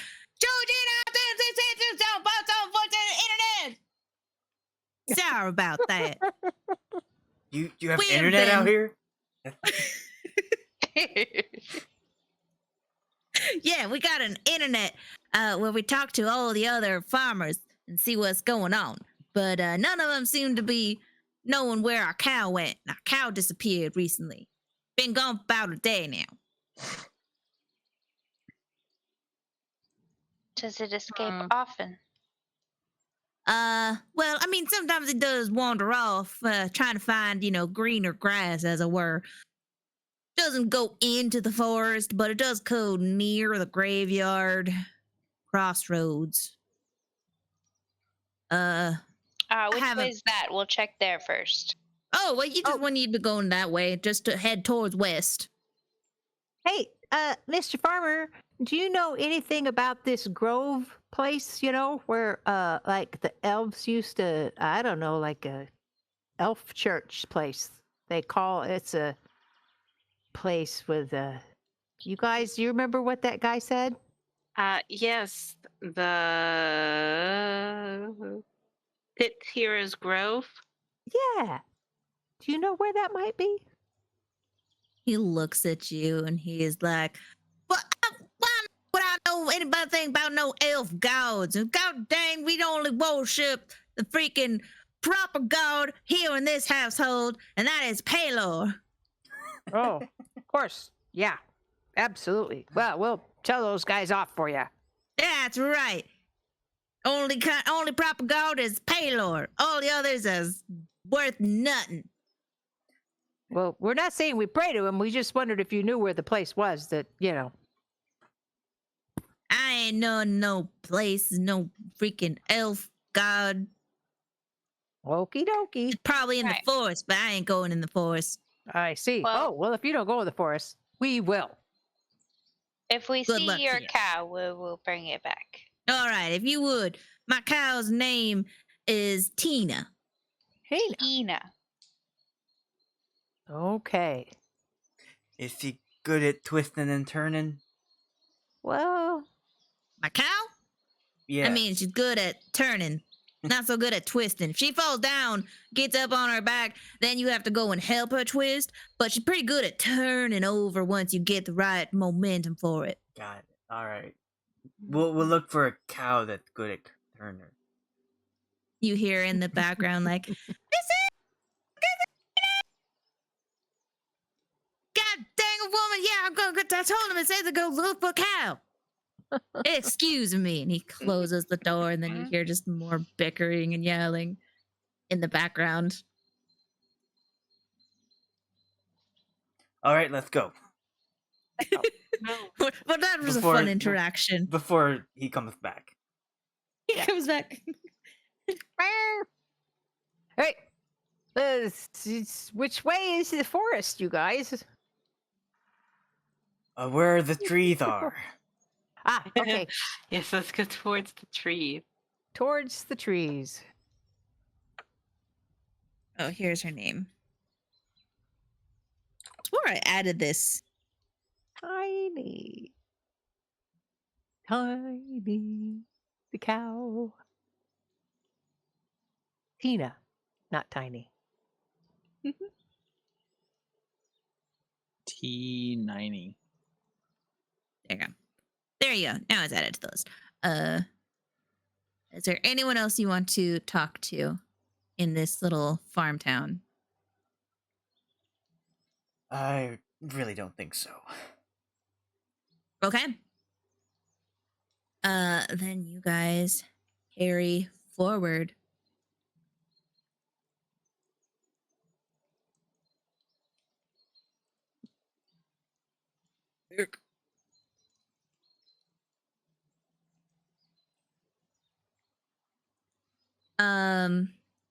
You see that there are fewer and fewer farm buildings that are occupied, and you are seeing a lot more abandoned places.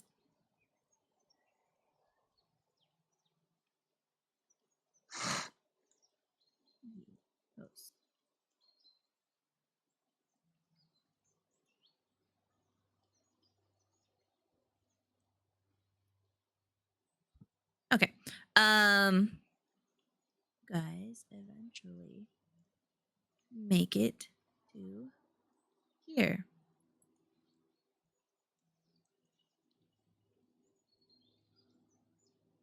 You come to a crossroads. Sacred cow. And you hear off in the distance.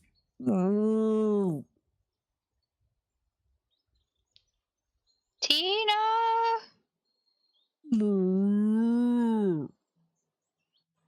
That looks like a cow over there. It's black and white. Oh boy. That definitely is a cow. Who said that? Who said that? Who's talking? The cow. The cow. That's not the usual voice I'm hearing in my Oh, head. wait a minute. Wait a minute. I think I can talk to cows. I think I speak cow. You speak cow. I do. No. I want to hear Well, you try. I have Well, those cows seem I to be have beast surrounding speech. something, as if they I want to have eat something. beast speech as the eldritch invocation. So, am I close enough to holler out to the cow in cow speak? If you want to. I'm gonna holler out. What's to your the cow. range? Speaking range? I don't know. I have movement range is 30, but What's the Ah. speak to animals range, if it has one? Moo. beast speech. Let me see. Just says cast speak with animals at will without expending the slot. So I got to look that spell up. I never bothered to look it up before. Is it on your character sheet? No, just the invocation is there. Speech. Oh, wait, here it is. Beast speech invocation, but I don't. Oh, here it is. It doesn't give a range. It says range self, target self. Okay. We'll just have the cow roll a perception check, I guess, to see if it hears you or if you're in range. I don't know. Is it like a telepathic, or are you just gonna start mooing? Well, you know, Bei-leigh, she's gonna moo. Moo, Okay. moo, moo, moo, moo. Brr, brr, Let's alert these brr, other brr, brr. creatures that are probably feasting on them. That there are more What? cows over here. What's got you, Tina? Moo, moo, moo, moo. That's what I'm asking. What's got Oh. you? This is speak with animals spell. Yeah.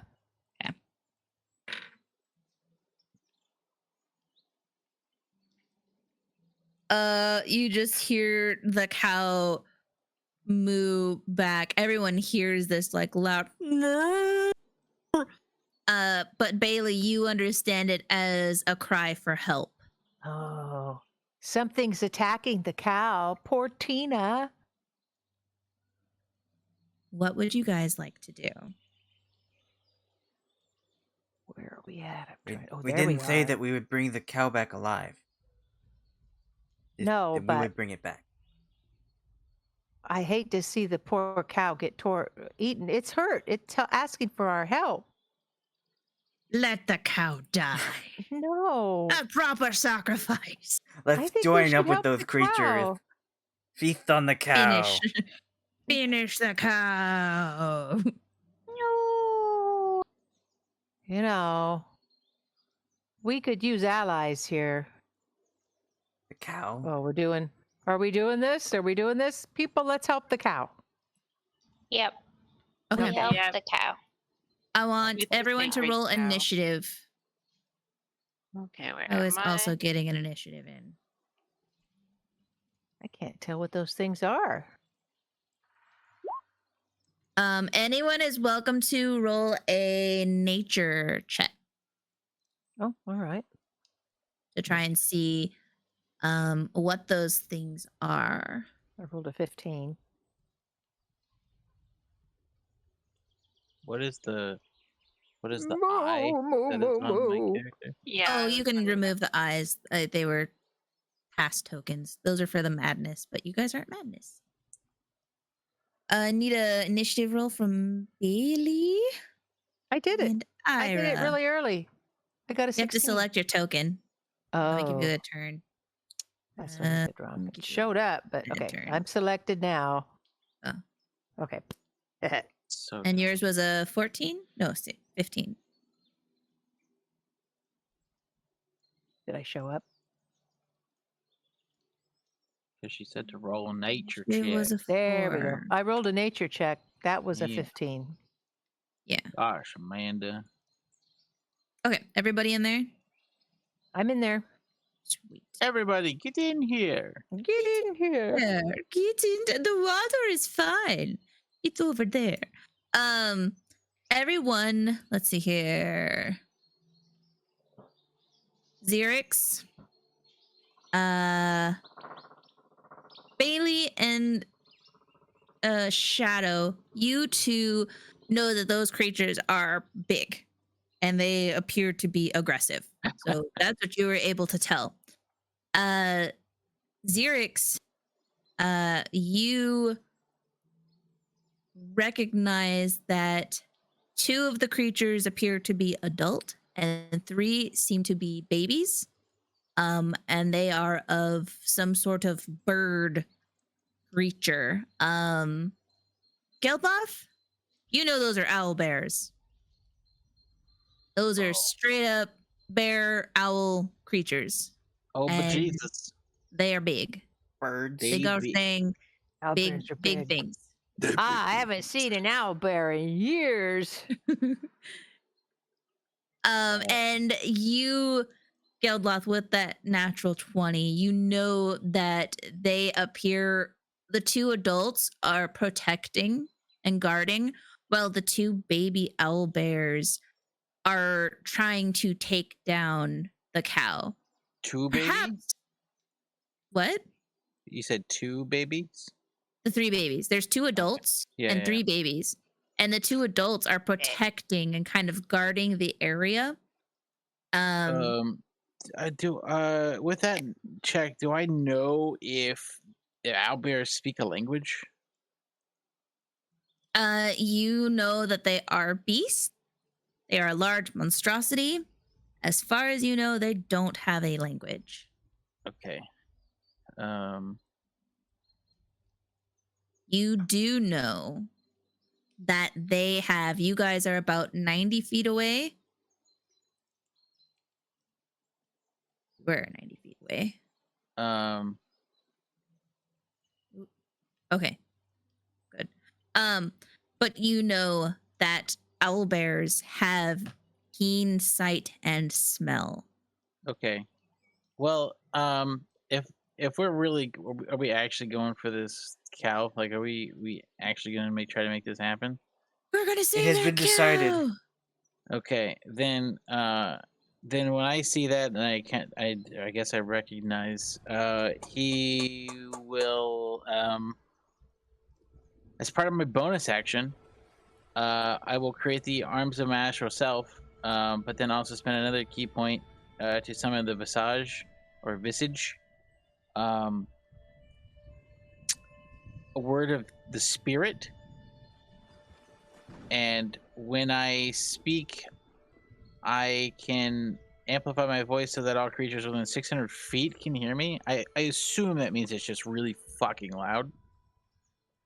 Okay, you will have to do all of this on your turn. Okay. So, going at the top of the thing, Xerix, it is your turn. Okay. So I ask, big bird creatures, are we murdering or are we letting them allow nature to take its course and let them murder one animal instead of the 5 of them dying? I don't see that we have to harm them. Maybe we could, like, I don't know, paralyze them? Get them off? Can you roll a perception check? Who? Xerix. To see if he can For note. Okay. Because I guess I'm in the back, or where am I at? Yeah, compared to you, I'm in the back, like doing the like arm stretch, like shoulder stretches. You know, when you pull your arms back, like crack your neck, because he's getting ready to like run. You're gonna run away from the owlbears? You're gonna run towards them? No, towards them. Like he's he's got his go face on, but you didn't see Take any these of things down. We're gonna save that cow. Yeah, I'm asking, are we killing the 5 of them, or are we letting them kill one creature? And allowing them to have dinner or breakfast or whatever? I'm just gonna scare the shit out of them. Yeah, I think we should try to scare them away. Try not to actually harm them. Instead of just like being... They're just beasts doing their thing. Okay, okay, then I just will move my 30, and, I go first, so I don't know what I'm doing.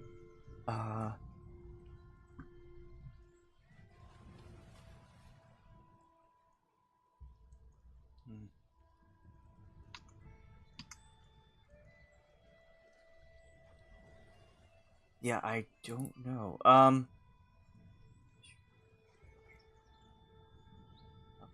I'll just hold my action. You're welcome. Yeah, you're welcome to hold your I action. don't know what to hold it for. You could hold it for in case one of your teammates enters combat, or you can hold it for if those creatures approach you or approach one of your teammates. Yeah, I will hold my action, and if one gets within 15 feet of me, I will use my grasping tendrils ability and attempt to grab it. Okay. All right. Okay. Next is this creature. And this creature. Yeah, okay. This creature goes to swipe at the cow, but stops mid-swipe and turns around and sees you, Shadow. Okay.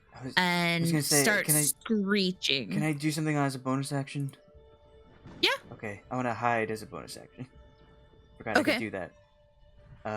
You can hide behind this tree. Yeah, you hid. You're hidden. I'm gonna move you like to here. That's okay. Yeah. Well, yeah. Yeah, and you are straight up hidden. You quickly duck behind that tree there, so the creature, and this creature, this baby owlbear turns and sees you, Shadow, and starts. And both the parents turn around and start screeching. Shadow and Ayre, go ahead and make a perception check for me, or an insight. Creatures. Perception, insight.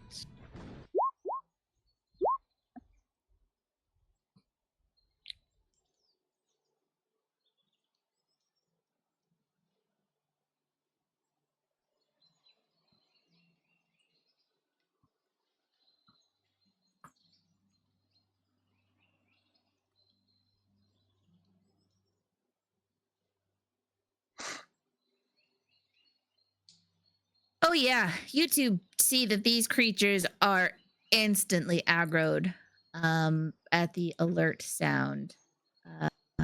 It is on. They look aggressive.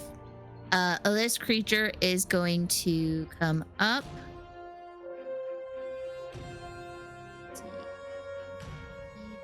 Feet.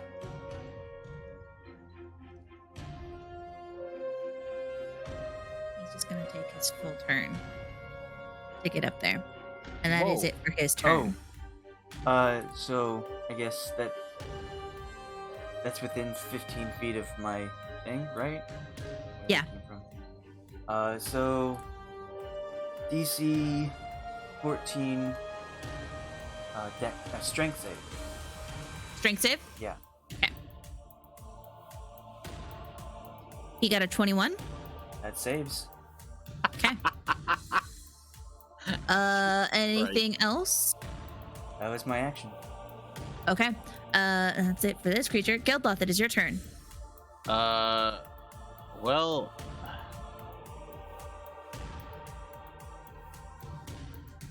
I wasn't expecting that. I thought they would.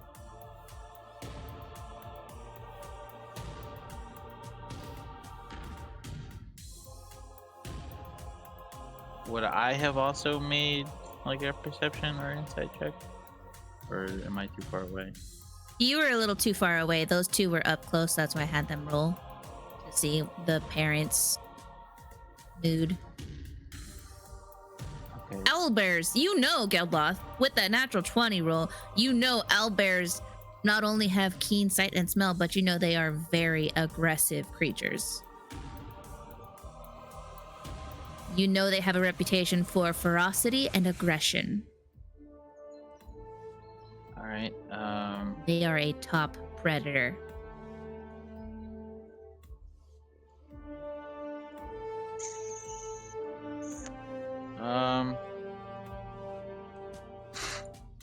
Then I guess I'll just well, I guess if I had known that, then I wouldn't have done. I wouldn't do the other thing because I would know better.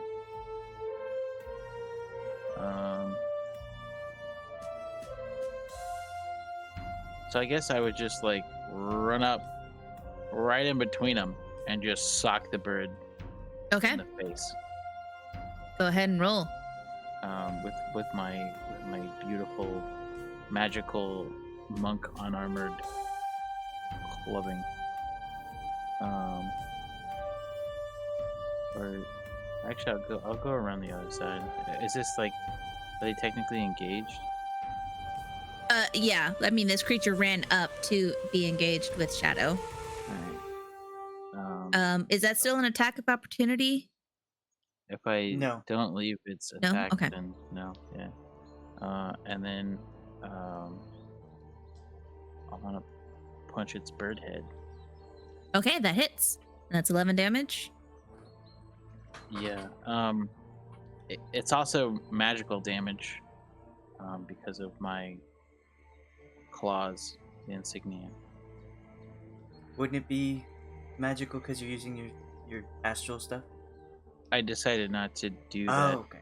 I was gonna try to scare them, but if I knew that they were like super aggressive and were gonna fight anyway, then it wouldn't have worked.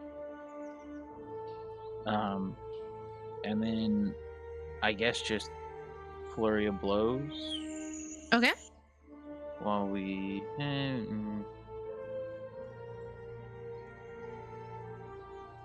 No, I'll just use my bonus action to hit it. Okay.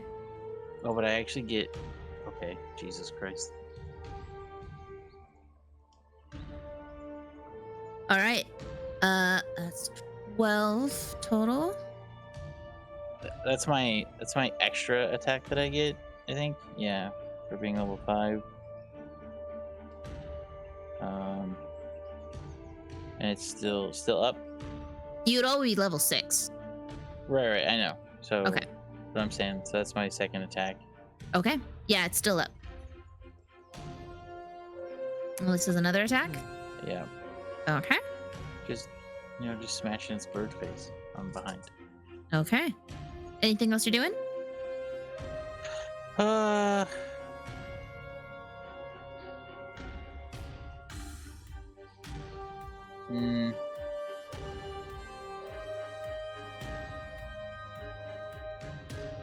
No. Okay.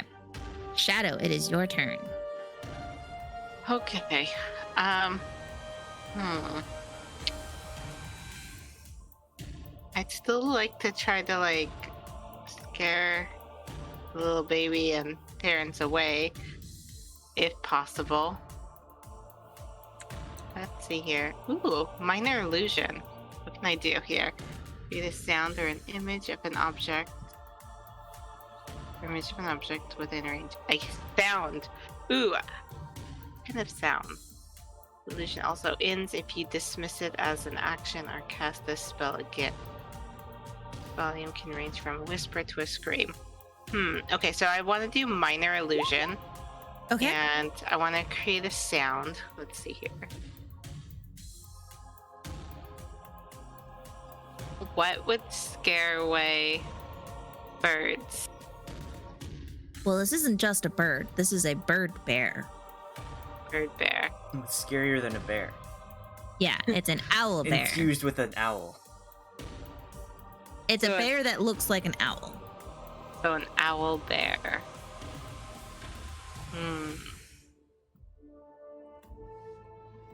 What would scare a bear? What would... I don't know. What about like continuous like claps of thunder? I mean, you can try it if that's what you'd like to do. If you're trying to frighten them. Yeah, I want to frighten them. So like loud sounds is kind of what I'm going for. So like claps of thunder, maybe that would frighten them. But do I need to roll for that? Or do I need to roll something else? How do I do that? The loudest this can be is a scream. So like just yelling at the top of your lungs. I have strong lungs. It can determine don't if think it's an illusion with a successful investigation check. Yeah. A lion's roar, a beating of drums, or any other sound you choose. Sound continues unabated through the duration, so it'll last for a minute.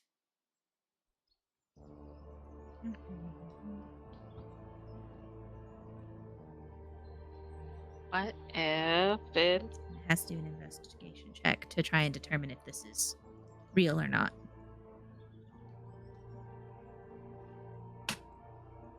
So you're making the sound of thunder?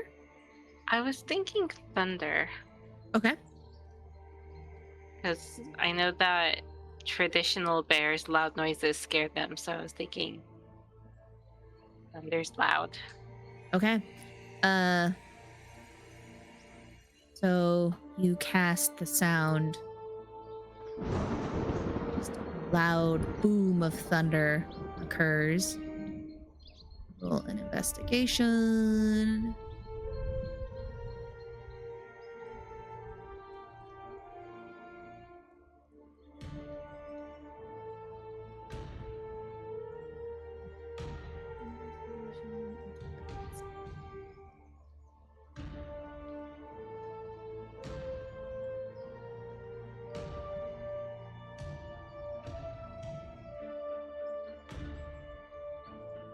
All right.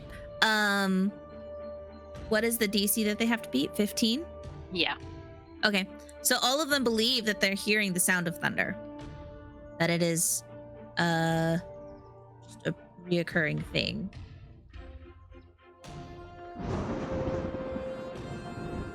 Hey, sound effects. Thank you. Is there anything else you would like to do? The only one that doesn't believe it is the one in front of you that is attacking you. I would like to... I do have 2 attacks. Or 2, actions.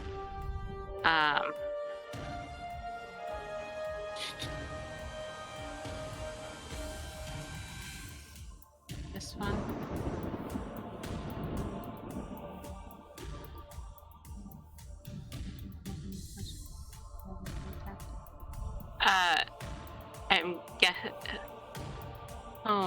Weapon attack is an actual weapon. It's not like claws and stuff, right?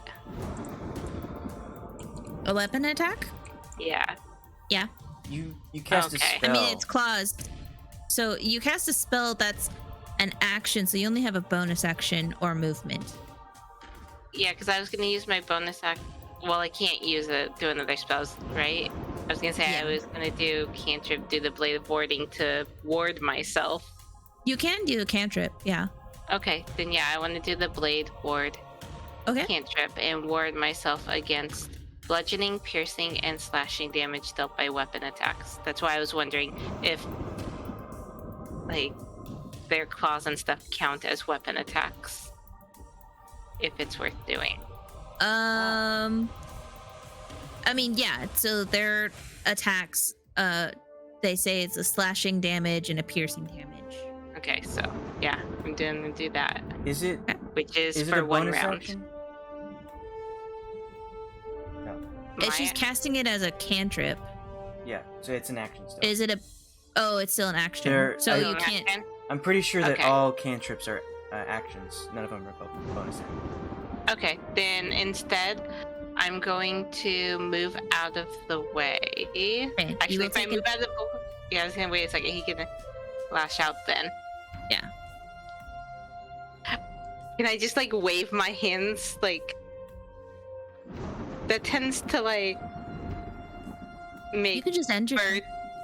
Yeah, I was gonna say that tends. I don't know about owl bears or bear owls, but I know birds in general and bears in general. Waving your hands. Okay. Shadow's just she made it thunder, and it is raining, but you know that you're not seeing the flashing of light of lightning, but you're hearing thunder. And Shadow starts aggressively waving her hands, trying to make herself look bigger. Next is this one. This one's also gonna turn around. He's gonna here, and then he.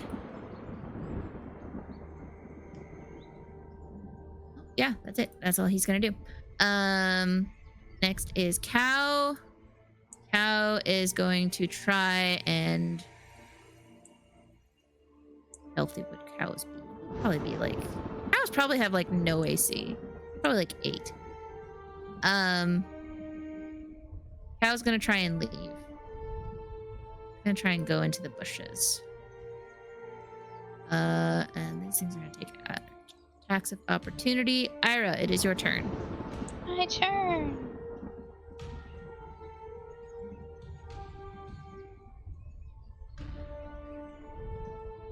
And the cow, as it's trying to get away, it gets to here in the bushes, and you no longer see it. It is in the bushes as these creatures swipe at it.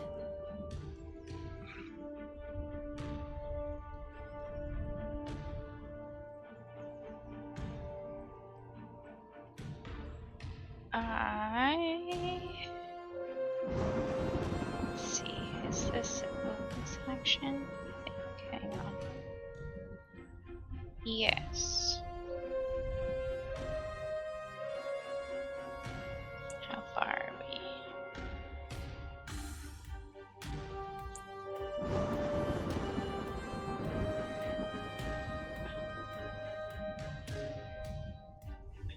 Okay, so I'm gonna move and then Misty step behind this one over here. Okay.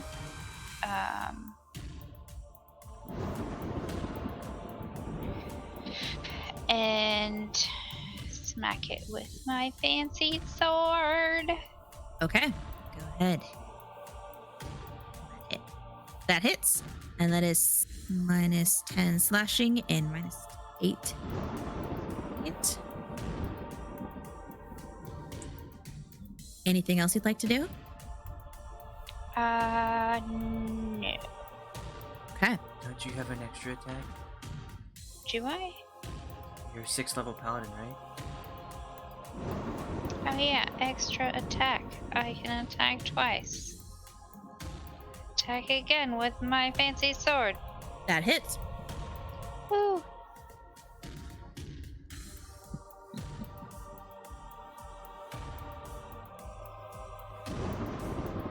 Okay. Anything else you want to do?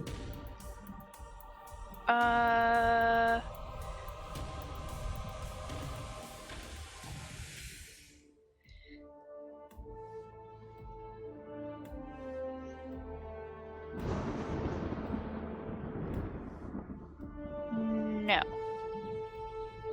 Right. It is use this one. This one's going to up.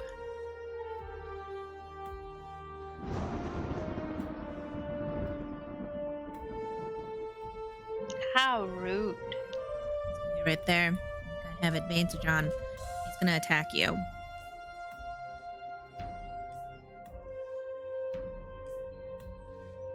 Why are you up there by yourself? Oh my god. Okay. So he swipes at you. What's your AC? I mean, obviously these hit. Never mind. It's 26 and a 25. Oh, They both hit. I don't know. Yeah. Sorry. well then. I'm sorry. You take 15 Bajillion. slashing with one swipe, and the other claws come up and get you for another 18. So 15 plus 18. And you're down. You should not be down. You guys are level 6. That's like half my health, though. You're a paladin. You can handle it.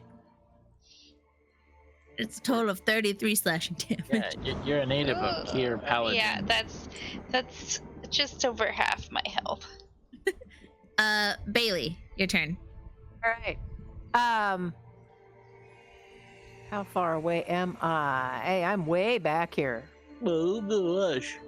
I better move forward if I'm gonna hit anything. I don't think any of You my can stuff join is- this train of advantage, disadvantage, advantage over here.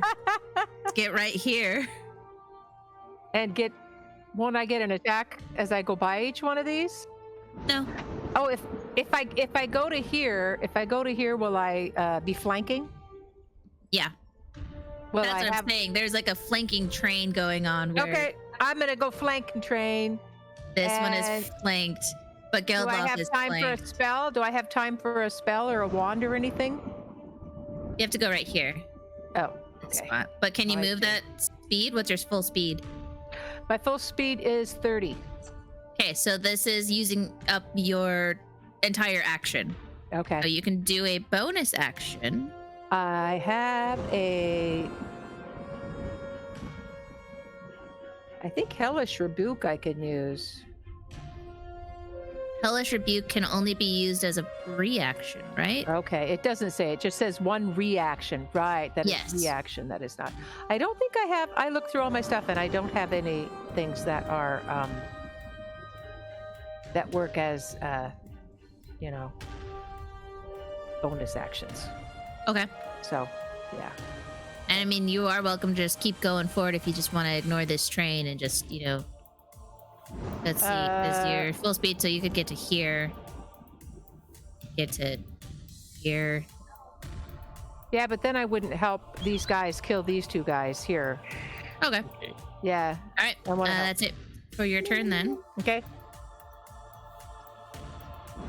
What?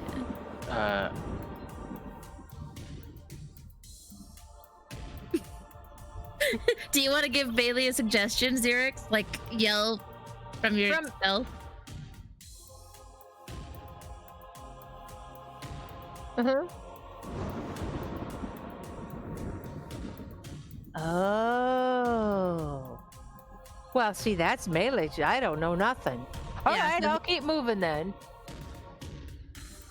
There you go. I heard somebody from the bushes say something. I have no You idea. did. You heard a voice. You heard a.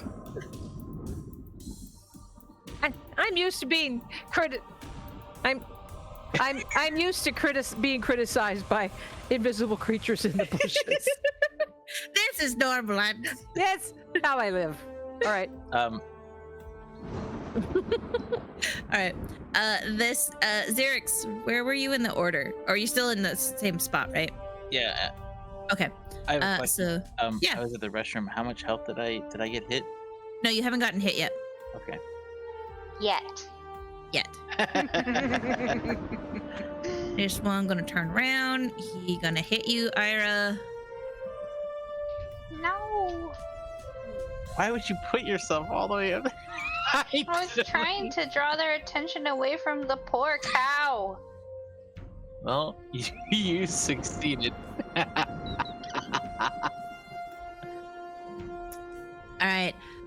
this one goes to turn around after you hit it, and it sees its mama just come up behind you and just maul you, and it gives off some little happy noises as it tries to peck at you, and it misses and gets its foot. And then it starts like weeping. You see like actual big wet tears coming out of its big eyes as it starts hopping on one foot because it hurt itself. Oh. That is it for it. Big Papa gonna come. Where's Big Papa gonna go? Big Papa's probably gonna try and come here to see like why is its baby hurting. He's gonna face you, Ayre.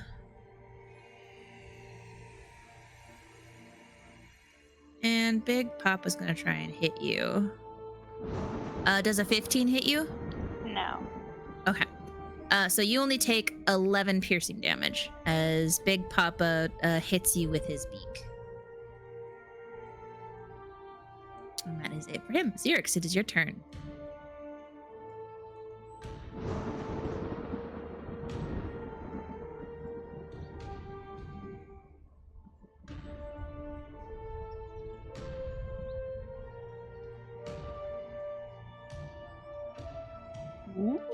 Green frame braid. Green frame braid. Oh, now I want. That flame bread. hits.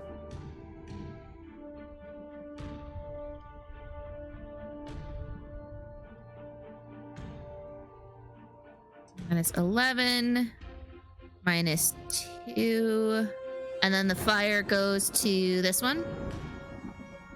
Because it's within. Oh, I get you.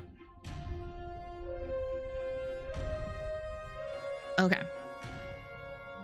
16. Nice. Good job. Anything else you'd like to do? Wow, you guys have got this murder train going on. This is serious. This is serious. This one's gonna go attack you, Shadow. It's claws. What's your AC, Shadow? My AC. Let me.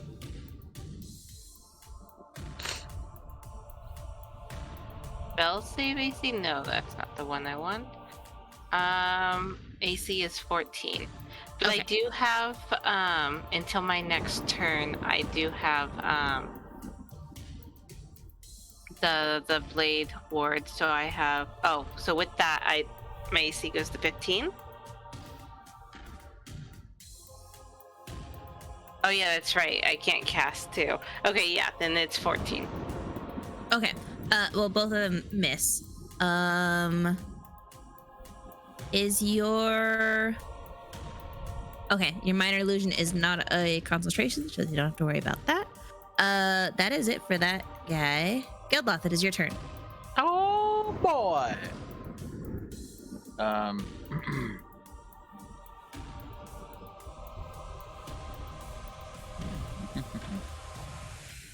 I'm just gonna pop the one that's in front of me again, I guess.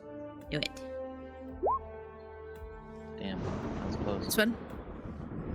Yeah, the one I'm facing. Okay, that hits. 10. And then my second attack. Okay.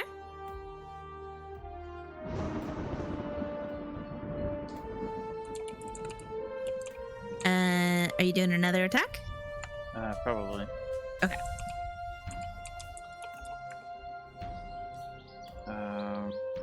This little baby owlbear is not looking great. That one is still alive? Yeah, that one's still alive. And the one that you're hitting this one in front of you, right? I'm hitting this one. Oh, I asked which one you were hitting and I marked it, but okay. Well, I was hitting the one that I was facing, the one that I was originally attacking. Okay. Sorry, I had my character screen up. Okay, so this one takes the... And the 8. Okay, yeah. This owlbear is not looking great. It's still It's still up. okay. I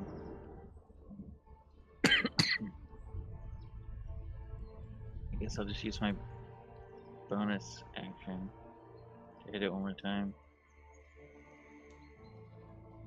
Okay. Describe to me how you kill this little baby. I noticed that it's getting kind of weak, so I just grab it by its chicken neck. It's whatever, and just throw it, ring it. I don't know, something. I punch it. I don't know. You punch this little baby owlbear in the gut, and it starts to inhale and hold its breath in like it's getting ready for an attack, and you punch your fist into its belly, and feathers explode everywhere as this thing just goes and collapses to the ground. Shadow, your turn.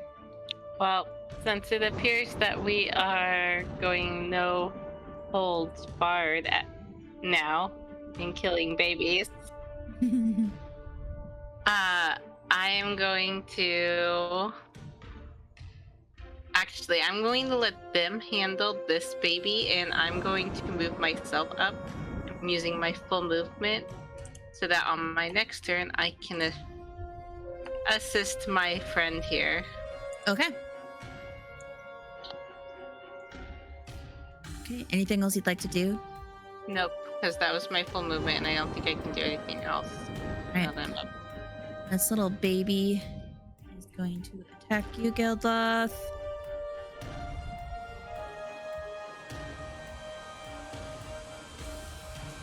What's your AC? 20? Yeah. Okay. So it swipes at you with claws, but you're able to quickly dodge out of the way. But it gets you with the next attack and deals 13 slashing damage to you. Oh. Woo! That is it for it. That was one of the babies? Now, Whoa. Ayra, it is your turn. My turn. Hey, baby! You have a little baby owlbear that's got big tears, big wet tears in the corner of its eyes as it's still hopping on one foot, and two very angry parent owlbears. Whose fucking fault is that?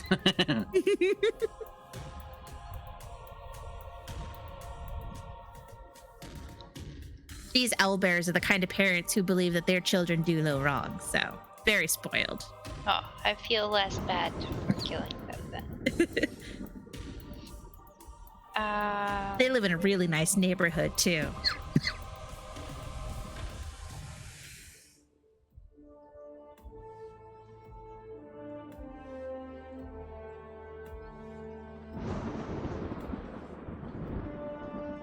They came at us first.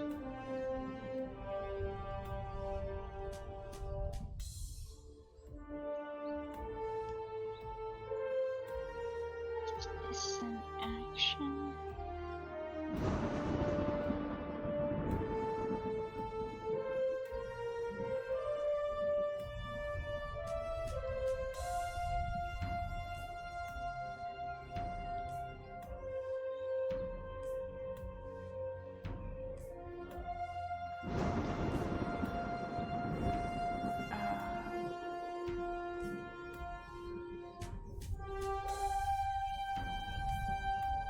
Oh, I know.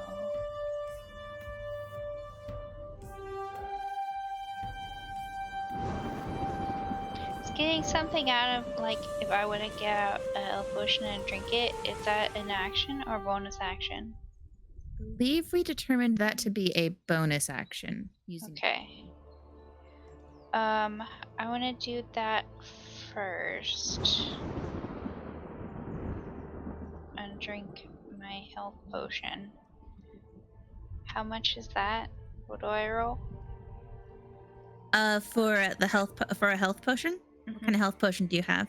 It's just a regular one. Just straight up health potion. I believe it's 2d4 plus something.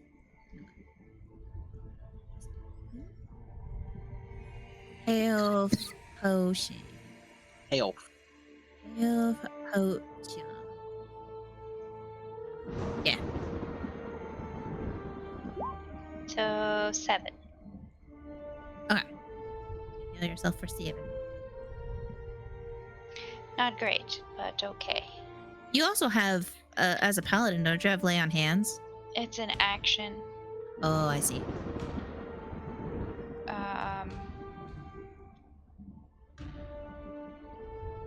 I guess I will use my first attack on the little one so that maybe they won't have advantage on me. Okay. Smack. That does not hit. Ah, smack. That does hit. Describe to me how you slay this little baby bird. This little crying, defenseless baby bird. Not defenseless. They're able to defend themselves. This helpless little baby. I'm just calling, I'm sorry. And I swing my sword at it and just like slash it across the front. Ayre pulls, like she's using the Holy Avenger. Rock. And your sword, your brand new sword, it is huge. Like, we're talking like Final Fantasy kind of scale of like just, it seems extra big, like the size of a bastard sword. And normally you would have to use 2 hands on it, but you're able to feel how light it is with one hand. And as you hold it up to give in the final strike, it glows. Strike down this evil bird. Oh. What a story to tell the magic item seller. I'll use the Holy Avenger to slay the mighty baby crying owl bear. The cow. I saved a cow. We saved a domestic animal and murdered all. We murdered a first. family. Yes. Anything else you'd like to do, Ayre? Oh, since Shadow got up behind you, if you just step, well, I guess Shadow would need to go right here. I guess you could step on where the baby bird was. Well, because it's 4, wouldn't it have to be diagonally like that? Because it takes up 4 squares. I don't know. That would go through the middle rather than the side. Yeah, I'm gonna say that's fair. That's like, you'd have advantage. This Papa Bear. Was there anything else you wanted to do though? I don't think there's anything else I can do. Okay. Next is Mama Bear, and Mama Bear is going to screech as you finish off the baby bear.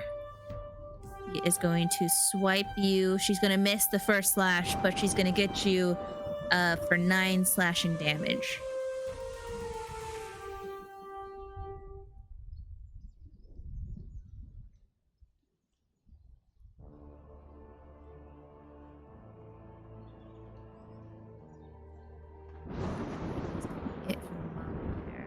Bei-leigh, it is your turn. I'm gonna aim at Mama Bear right here and use my wand of paralysis. Okay. Woo! Paralysis. I don't know. On a hit, it's 1 minute paralyzed. And what does it have to roll? What's the DC? DC is crit range, magic bonus 10. Oh, you got it. Make a ranged attack roll. That creature uses a spell attack bonus. Okay, so Hit. If it's a hit, and then it does it. Okay, and so that's a 27. Why is it giving you the strength bonus? Do I have something clicked? It automatically puts strength into melee weapons. Okay, we have to remove the strength, right? Where's that at? Oh. And the proficiency.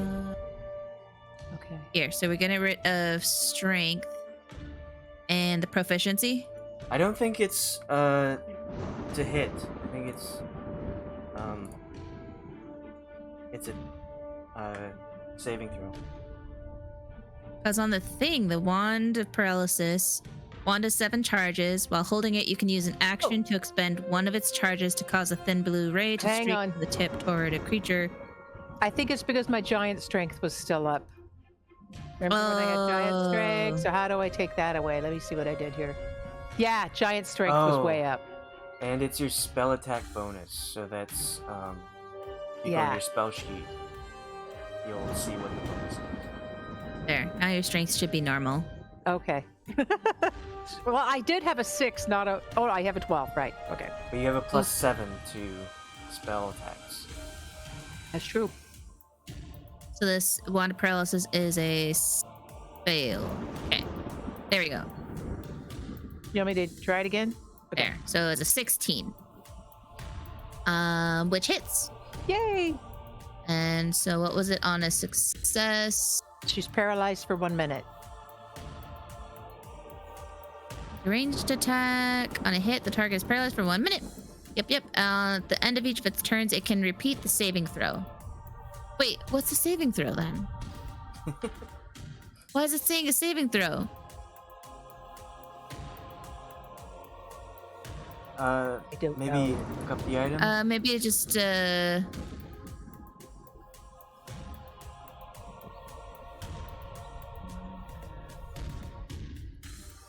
paralysis. Might be a Constitution saving throw. Okay. That's what I was gonna say. Must succeed on a Constitution DC saving throw. DC 15 saving throw. So I'm gonna recopy this in here. Thank you. Apparently this, and this is an attuned item. I currently have 3 items attuned.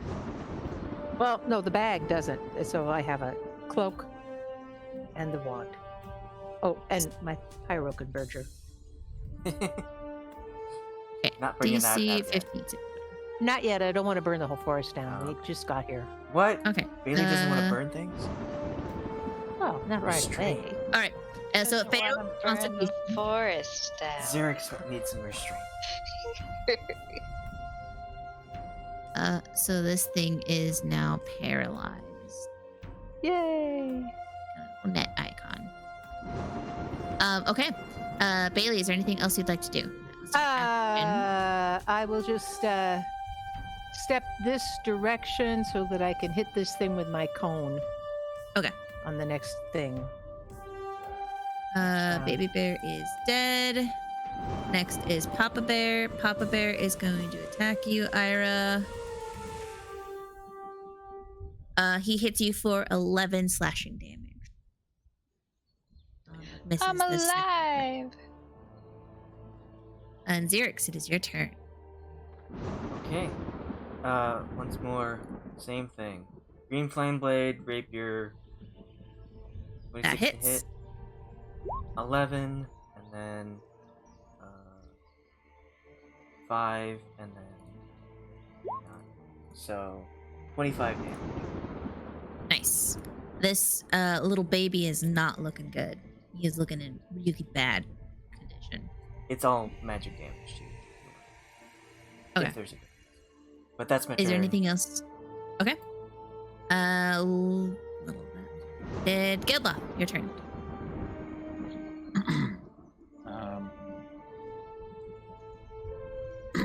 So I get the feeling that like Xerix's got this handled.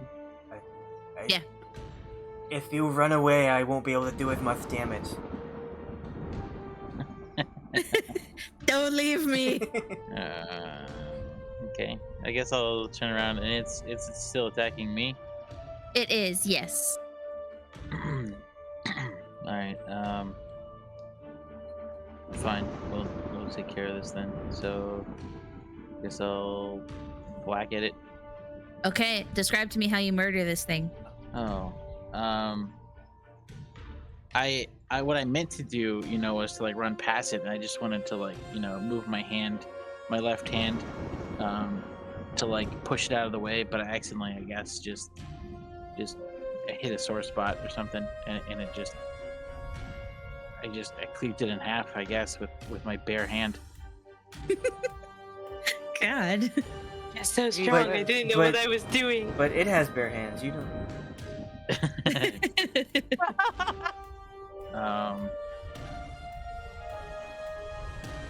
Yeah, and then I'll use my movement to get to here, and I guess my bonus action to dash, and then my last attack.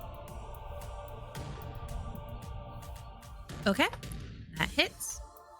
9 damage. Okay. Shadow. Okay, so I am going to.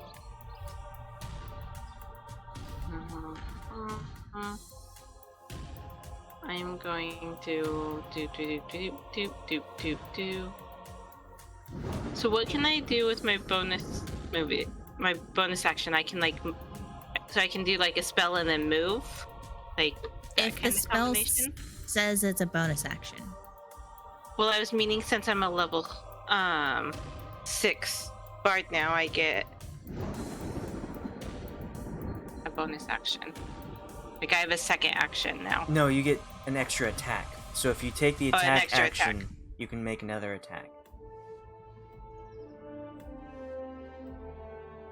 As in, so I can only do one spell, but I can If you use like my sword twice. Yes, if you attack with the Okay. weapon, you can attack it with it again. Okay. Okay.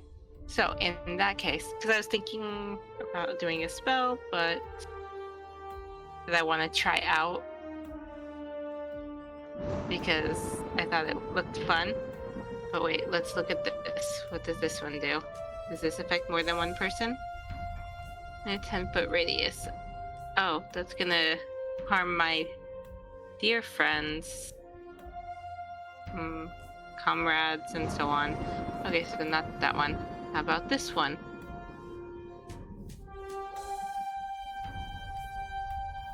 Okay, we'll just stick to basics. There we That go. hits. Okay, and then I'm gonna go again. And that one hit. Yep. That does. Okay. I mean, it's a natural Nice. 20. It's even higher. So yes, those are my moves. That's my Nice. attack. Okay. Oh, Technically, I have advantage too. I yeah, didn't switch that for now. both of them hit. Yeah. Ayra, your turn. I'm gonna lay on hands myself for Hi. everything I got. Oh wow, you're down to 5. Oh my Yeah. gosh. Even after the potion. It was mostly that first double hit Yeah. that was just, it was more than half my health, so Welcome to the outside. Gary out here. and then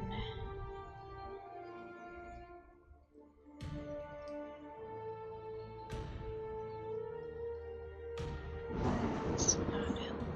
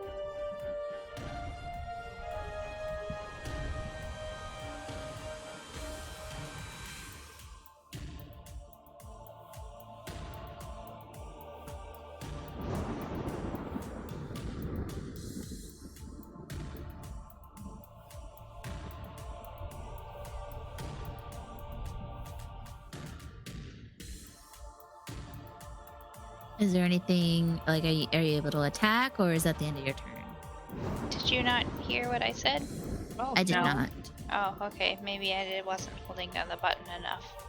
I can't attack as a bonus action at all. So I will stand here and be the flanky person. Okay.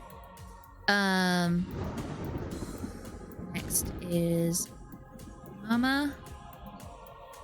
And Mama is going to Geldloth. Trying to attack him. Was it, No? Was it paralyzed?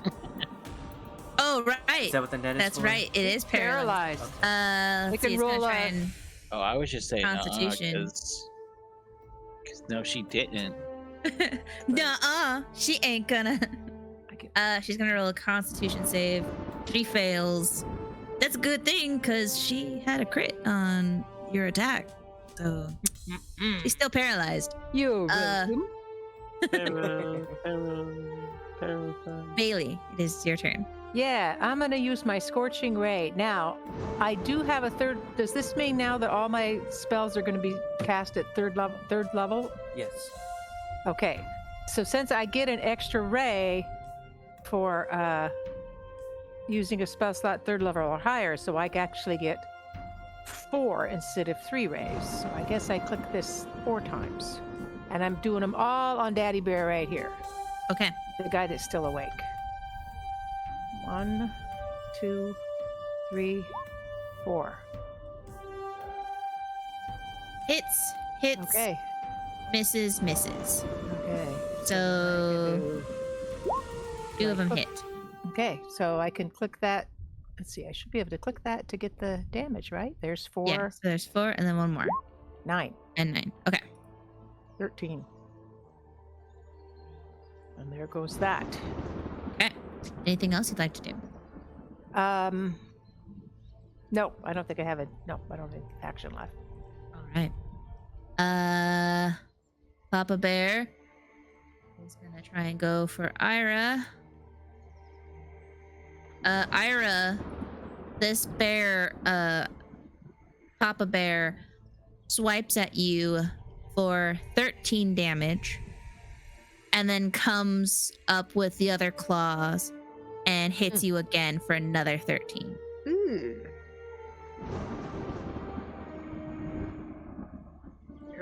Right. And that is the end of it. Xerix, it is your turn. Okay. So, I am seeing that although one of the creatures is pretty much taken care of, the other one is in the process of murdering our paladin. So I will move to here. Actually, I'll dash forwards. Right? Okay. Is it cunning action is hide, dash, and Yeah. Okay. So dash. So, You can get up there for your bonus action. yes. Wait. Where was I? Here? I think you're right here. Okay. I want to actually more down. move to here because I am casting Dissonant Whispers on Papa. Okay. Big Papa, right there. Yes. And it has to do a wisdom save? Yes. And there's a bunch of extra stuff. Fun! He fails, so he takes 11 psychic damage. Yes. Then what else? And then it will happened? use its speed as a reaction to move as far away from me as possible. And since it is using its speed and it's not being forced away, the 3 of us get opportunity attacks on it. Okay, the 3 of you take opportunity attacks as it starts fleeing, and it has to use its full movement, yeah? Yes. Okay, so it can move 40 feet, and it's gonna head this way. Okay, to there. And you guys roll your attacks. Ayre, Xerix shadow. That's a 50. So I get. Okay. So Okay. Are we getting advantage? No. I had No. I think mine it's on accident. normal. Yeah. So 15, 14 hit. The 10 does not hit. What's your rapier damage, Xerix? It is 8 plus 16, so 24. 8, 6, 16. All right, that thing is not looking good as it flees. You guys get some really good hits on it. Geldloth, your turn. You got a paralyzed owlbear. Yeah. Who's also flanked? Yeah, And paralyzed. So and paralyzed. automatic So you'd already have advantage. advantage. And crit Right. if you Yeah. hit. So it's an automatic crit. Yeah, you hit. because it's paralyzed. If you hit. Well, So, I mean, that hits. And then the 8, what's the crit damage? It's like another one? It's another a D6. D6. So roll another D6.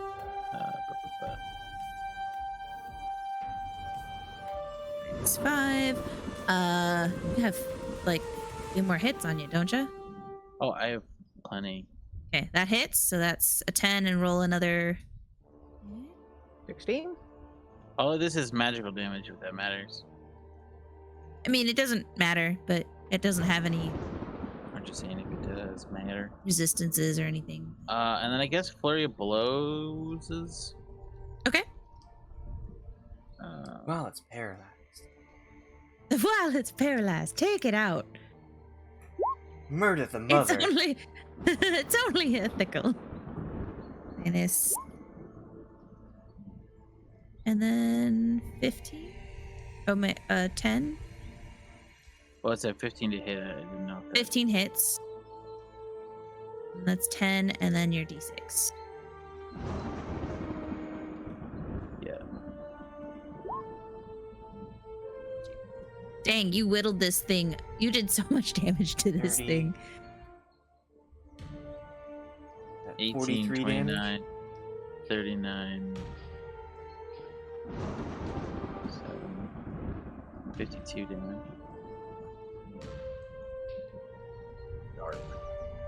Okay. Anything else you'd like to do? Yeah, more damage.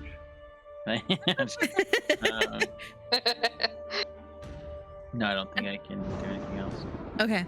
Way to hit it while it's down. Mm-hmm. Shadow, your turn. There is a owlbear that is running away. And there is a paralyzed owlbear and an Ayre that might need healing. I don't know. Actually, how are you doing, Ayre? Back to 9. I mean, you could using use all 30 of my lay on hands. you could use some healing. Your normal. Wait, doesn't my lay on hands change when I level? I don't know. 5 times your level.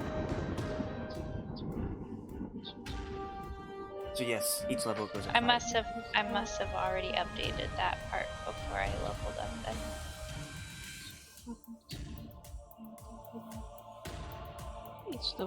Each level slot. Okay.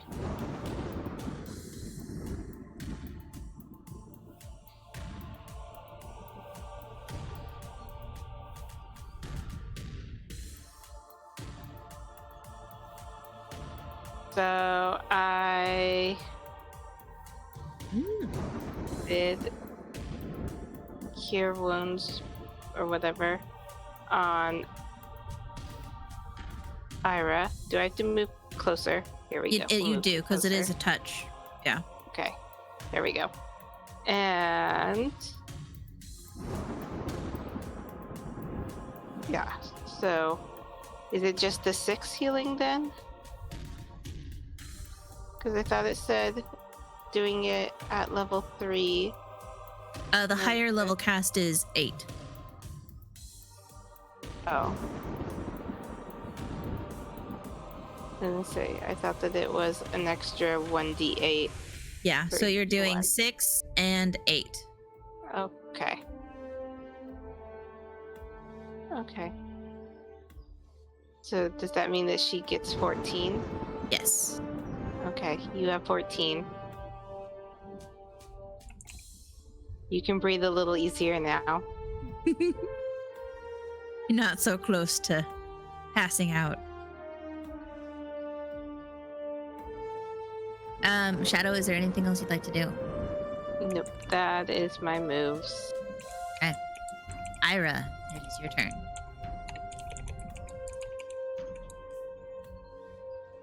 What is the net for again?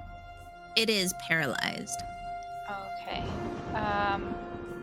I would like to check on the cow then. Okay. You go into the bushes and you see the cows whimpering just as you see it is covered in mortal wounds. The owlbears, when it tried to run away, got in some pretty good swipes on it. And you're not sure if it's going to live much longer.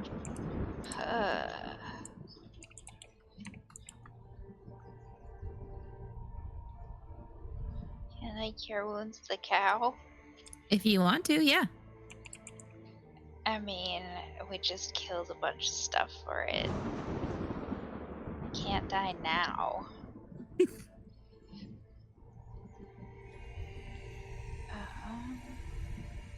Oh, I didn't actually cast it. That's weird. Oh, there we go. Cast. Okay.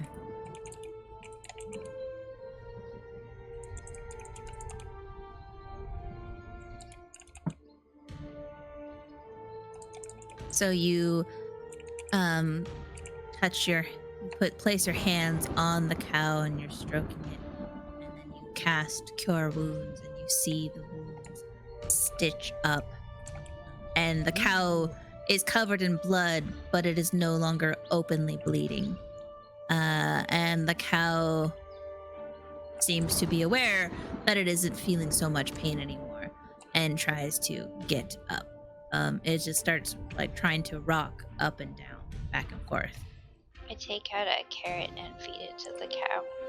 The cow takes it as it's trying to rock it up. It's trying to multitask now, and it's trying to eat this carrot and try and get up, and it seems to be struggling with both actions.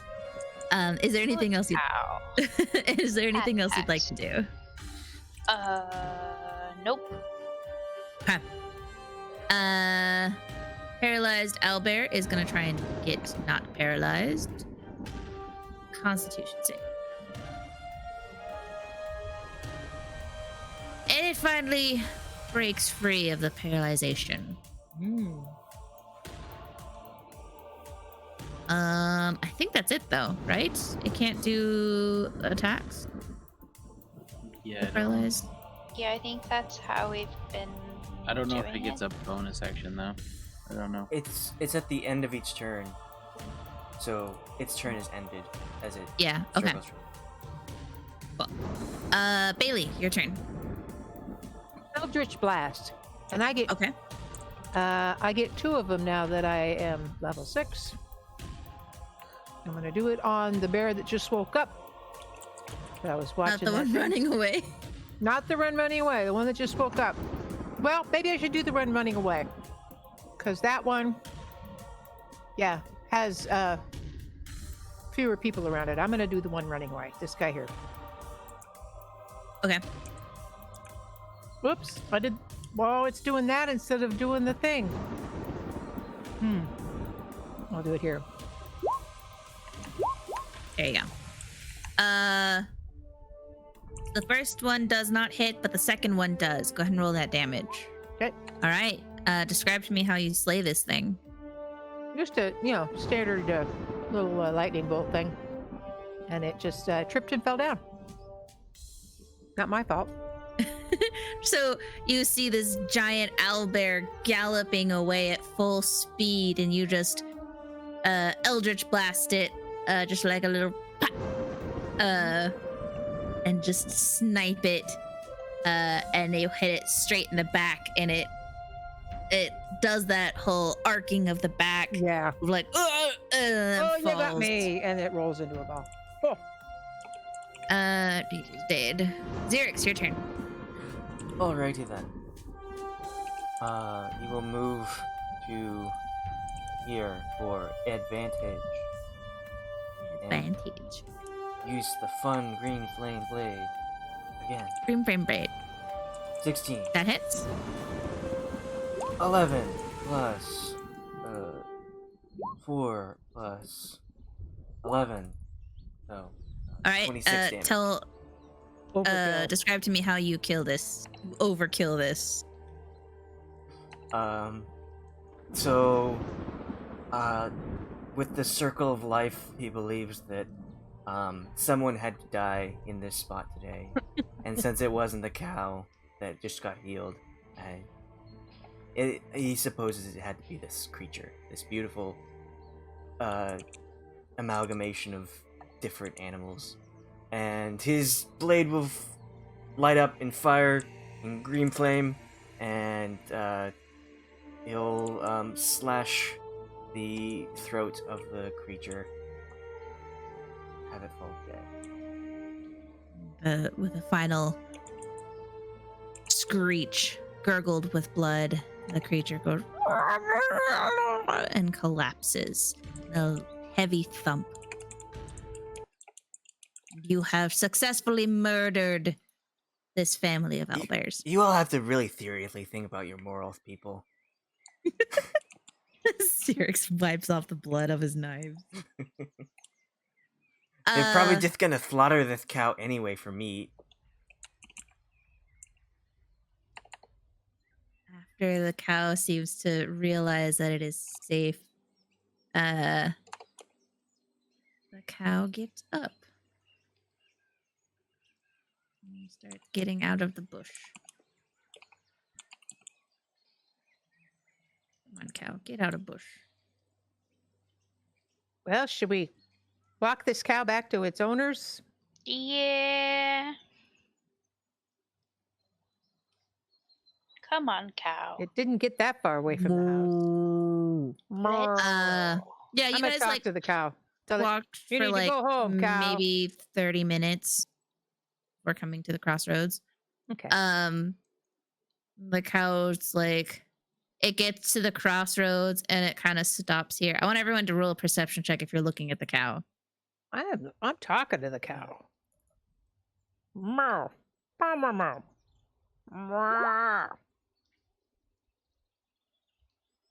Okay, only Bei-leigh's the one to notice, I guess, that the cow just kind of stops and just starts kind of spinning in a circle at the crossroads, like it seems to not know which way to go. Well, we know which way to go, don't we? What's the sign say? There's a sign right there. The sign has an arrow pointed this direction that says Cair Caladir. And that's the way we came from, isn't it? Yes. Yeah. You see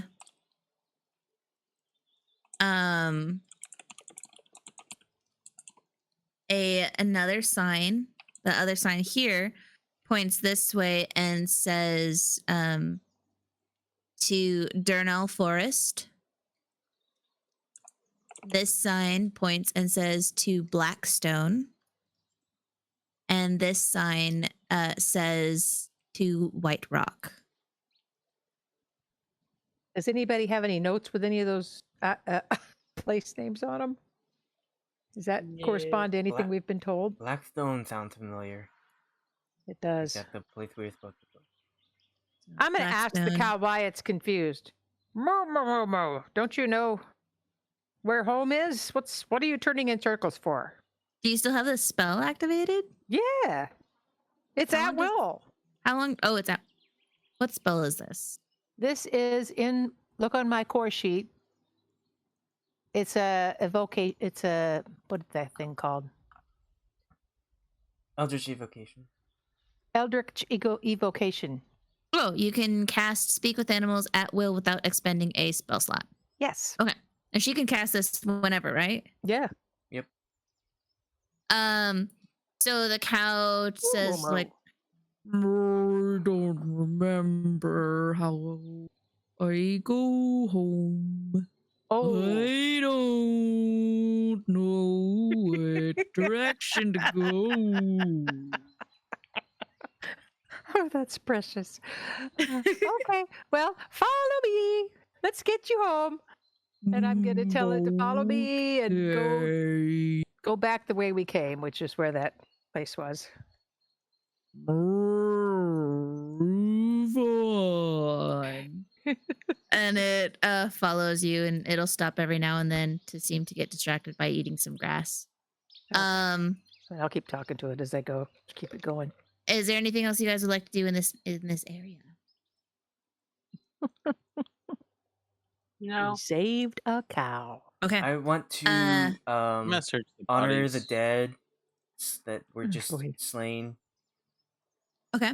with my natural 20 in owlbearness. Do I know if there's anything worth taking from the adults? Oh, yeah. With your natural 20, you know that there's places in the mainland that would delve in owlbear parts. Some places in Faerun will pay a handsome sum for owlbear beak, seen as a medicinal thing. The feathers in some places are very rare, so the feathers themselves are worth some money. There's also the owlbear claws that some places fashion them into necklaces and weapons. Okay. Well, I would like to take whatever that medicine can give me. Okay. You are able to get from the Do I need to do it for each one, or? I'm gonna say that from the one of the adult owlbears, you are able to get the beak, and you're able to just cleanly cut it off with your knife, and you're able to get a pound of feathers. The pound of feathers weighs like not even a pound, though. Okay. It's like I don't know, feathers. It's a lot of feathers. Like it fits in a flour sack that is normally for a pound. Or a bag of holding. Yeah. Yeah, in a bag of holding, you could probably fit like all of the owlbear feathers. Because they weigh like nothing. Take the time to pluck all these feathers. Well, I'll tell you what. Why don't you guys do that while we return the cow? And we'll be right back. Has there always been a little black dot at the bottom of a item in your inventory that like does a drop down for the description? Yeah. Like equipped and the properties and uses stuff? a resource and has an attack and all that stuff. Oh, Yeah. yeah. It's a little eye. It's really hard to see, but it's an eye. It is small, isn't it? Equipped. You can say if it's equipped or not. Always. There are It's always modifiers in Resource has an that you attack. can add to it. What Yeah. the fuck? Okay. So who will stay in here to harvest owlbears, and who's going back to the farmer? I'm leading the cow back because Lord knows it won't get there on its own. I'm gonna see if we can feel get a like reward. someone should go with her. But Ayre, do you want to go or do you want to stay? You should check if they have any healing salves for yourself. I thought that Okay. you were taking quite a beating. Yes. Okay. If you want to go, I will stay and I will help pluck. Okay. Okay. I'll go back It to is the- about a half-hour walk I'm gonna back be gone to for the an hour. farmland. Okay. And you and Ayre And the cow. and the cow. Go back. And I'll go up to the farmer store. And you and Ayre with the cow go up to the door, and you knock on it, and you hear more like more sounds, and then same man opens the door and says, What do you want? Well, we found your cow, and it was being killed by owlbears, and we fought for a long time, and we got hurt, but we saved your cow. We even healed your cow. He opens the door all the way and comes out, and he's like, Tina, what you been up to? Tina, I told you not to go so close to those forests. Damn it, Tina, get in here.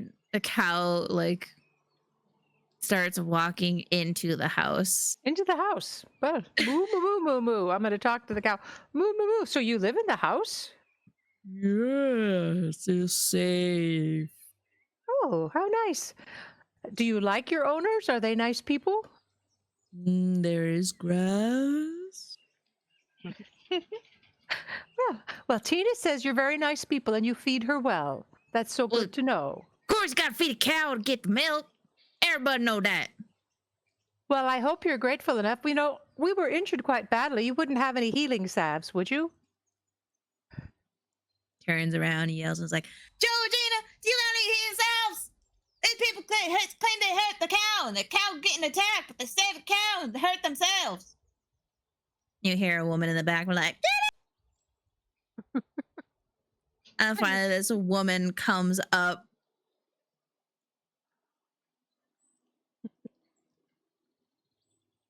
And she's like, all right, what do you need healing? Well, Ayre, is it you that got hurt? Ayre here was hurt badly by the owl bears that were killing your cow. Oh, let me take a look at your wounds. She healed your cow instead of herself. All right, I understand. And she shoves the guy out, and she's like, Henry, get on out here. Go help with Tina. And she pulls out a bag, and it she starts pulling bandages and salves out, and she's like, okay. And she starts spraying some solvent on your wounds, Ayre. And it stings at first, but then you feel it go numb. And she pulls out from her bag, she pulls out a needle and thread and starts stitching all of the claw wounds up. And while she's working on you, she says, so you said that there were owl bears that attacked Tina? Is that right? Yes. Yes. Gosh, that is quite concerning. I haven't seen any owl bears here in years. What are they doing out from the forest? 2 adults and some smaller ones. A whole family, you say? That is troubling. Might be time to start packing up just like the rest of the neighbors. Everybody else has been moving away back to the mainland. Well, we did kill them all. Oh, well, that is great to hear. I still, though, normally they stay in the forest. They're not ones to adventure out past the wooded area. And she finishes sewing you up, and then she adds more of a solvent and wraps you up, ties the bandages around your arms, and you are at full health. Woohoo! Woohoo! Yay! You don't have any of that we could take with us, do you? As what reward for helping? Oh, this isn't anything special. It's just medical treatment. You know, like if you get hurt, you have to do, practical medical care. Mm-hmm. Well, we may come back if we need you. Would that be all right? I don't know if we'll be here if there are owlbears out there. Well, we'll try to keep them from coming here. We're doing our best. All right. Thank you so much. Would you like some ice? Ice? What is ice? Do you have some water? Yeah, I do actually. And she goes out. She steps outside and closes the door, and she steps to the side of the house, and she leads you guys to a well, and she gets the bucket and attaches it and starts lowering it down. I just draw up some water as she's still lowering the bucket down. So you make water come up and just hover at the top of the well, and she's just like, oh, well, that is very convenient. And then I make it into ice cubes. She's like watches, and she is she is shocked and amazed and confused, and she's like, "Why'd you go do that? What is that?" Well, then you can have a nice cold drink. It's cold. She reaches out and touches it, and she's like, "It is cold. Oh my goodness, that is as cold as the wind in winter. Amazing. You must be one of those magic people I hear about." I tell you what, ma'am, you mix this with some of that cow's cream, and you got yourself a treat. So save as much as you can. All right, hopefully it'll store well. How do I store it? In a In your cellar. cool, dark place. In your cellar, and then pack it with sawdust. Well, we don't have cellars, but I'll find somewhere. I'll figure something out. Thank you. That's mighty kind of you. Giving us ice and bringing us our cow back all healed up. Well, we got to get back to our friends. They're plucking that owlbear. All right. Be safe. I hope you stay away from the forest. It's awfully dangerous out there. What's We're your finding name? that out. My name is Georgina.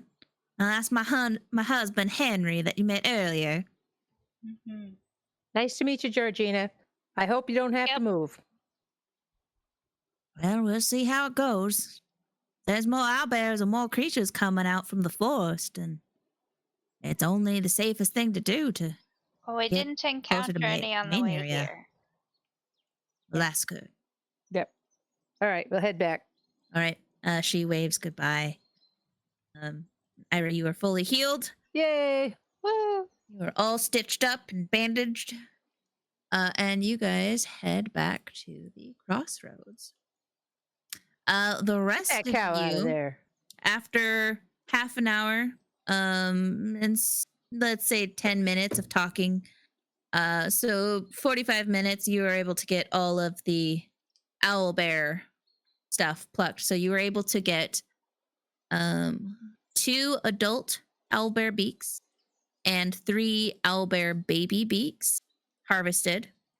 And you were able to get roughly 3 full grown owlbear sized feathers harvested. So that'd probably be like, I don't know, do I go by pounds or do I go by, how do you take up feather weight? It's pounds. Pounds? Okay.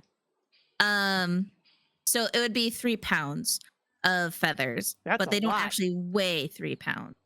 Oh, well. Still, that's a lot of feathers. 3 pounds. Like together, they would probably weigh like half a pound. Yeah. Ounces. 3 pounds of 8 feathers ounces.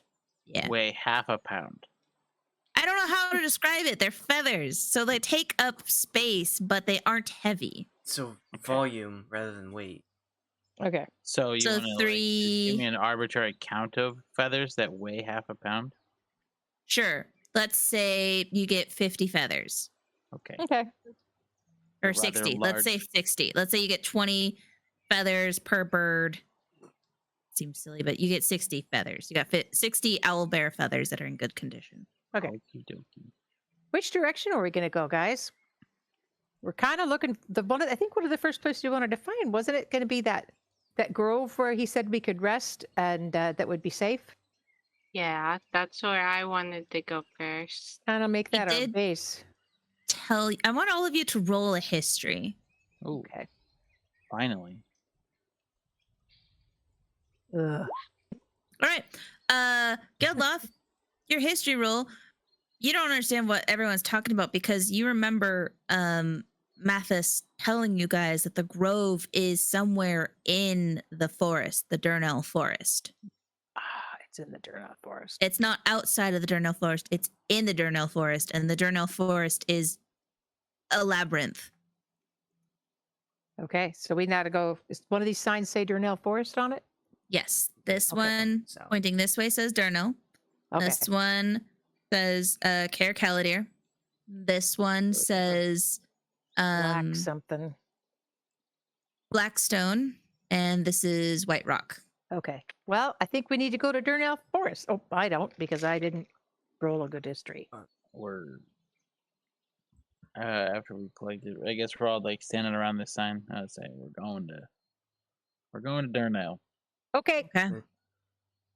Did we take on Um, the massive project first, or do we want to check out the other places? Because it sounds like we're gonna get lost there. So if we want to establish our ground base, as it were, we might want to check out another spot. Well, we don't know how long we'd have to travel these others, but what do you think? We don't really have a map of this area, do we? No, they did provide a map for us. Since we seem to have some time struggling with what we just encountered, we might want to check out the other places before we get lost in the most dangerous part of this island. Ah, okay. Well, what do you recommend? The Black Rock, was that what it's called? Blackstone? Yeah. North. Is that north?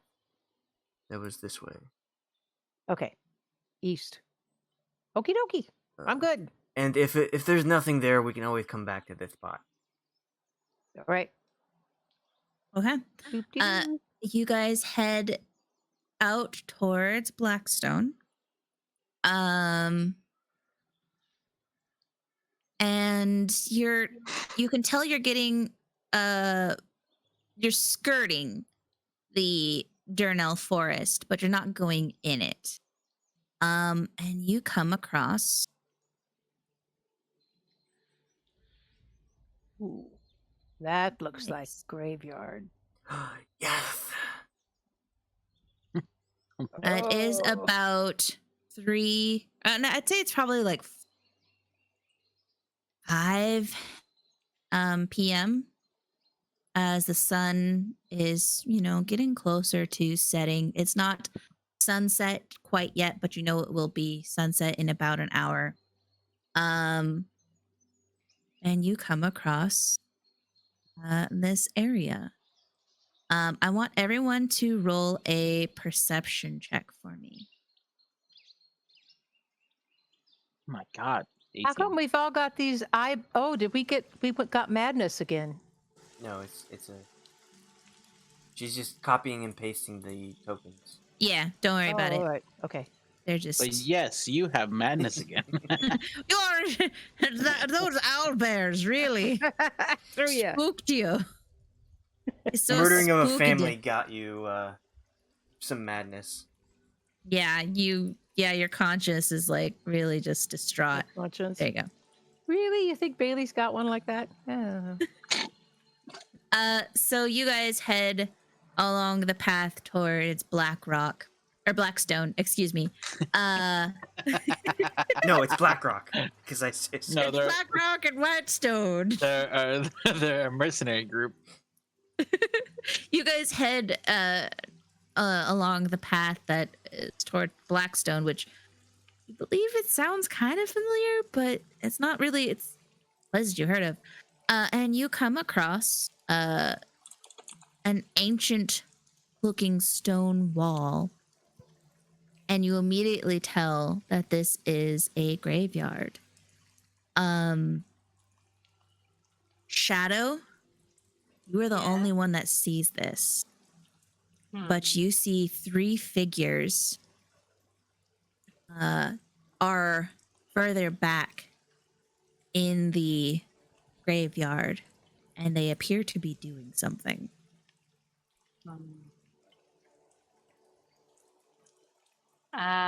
Guys, Yeah.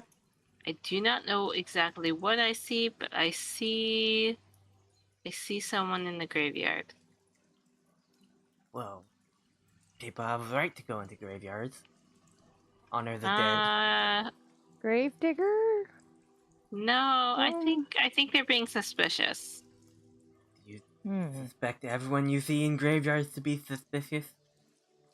Well, What are they doing to act this? Is what I'm asking. I Yeah. don't know. They're just Shadow, you see them beginning to space out equally amongst each other. the way they're moving. I think they're what's ritual. They're moving in such like a ritual such way. I'm just suspicious. Maybe we should check it out. Or do you think Okay. these are monsters that we should avoid? I mean, we are here to help with this problem. Should we That's tackle true. every monster, or should we just go for the boss? Well, If we destroy the ranks, it'll be easier to take down the leader. that's true. And it's not always that if you take down the leader, the rest will fall. Sometimes they just... Is there a church here, or just the? We can't see yet, can we? It's just a Well, graveyard, not a let's church. move this way. Maybe we Okay. should sneak up and get a better look. Okay. I will take that opportunity. I'm gonna totally do a stealth. See if I can be stealthy.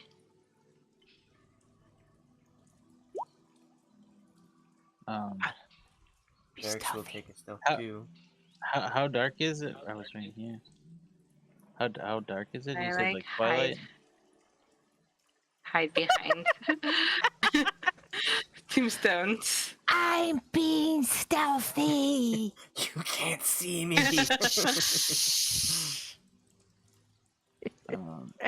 Do I recognize any of these people?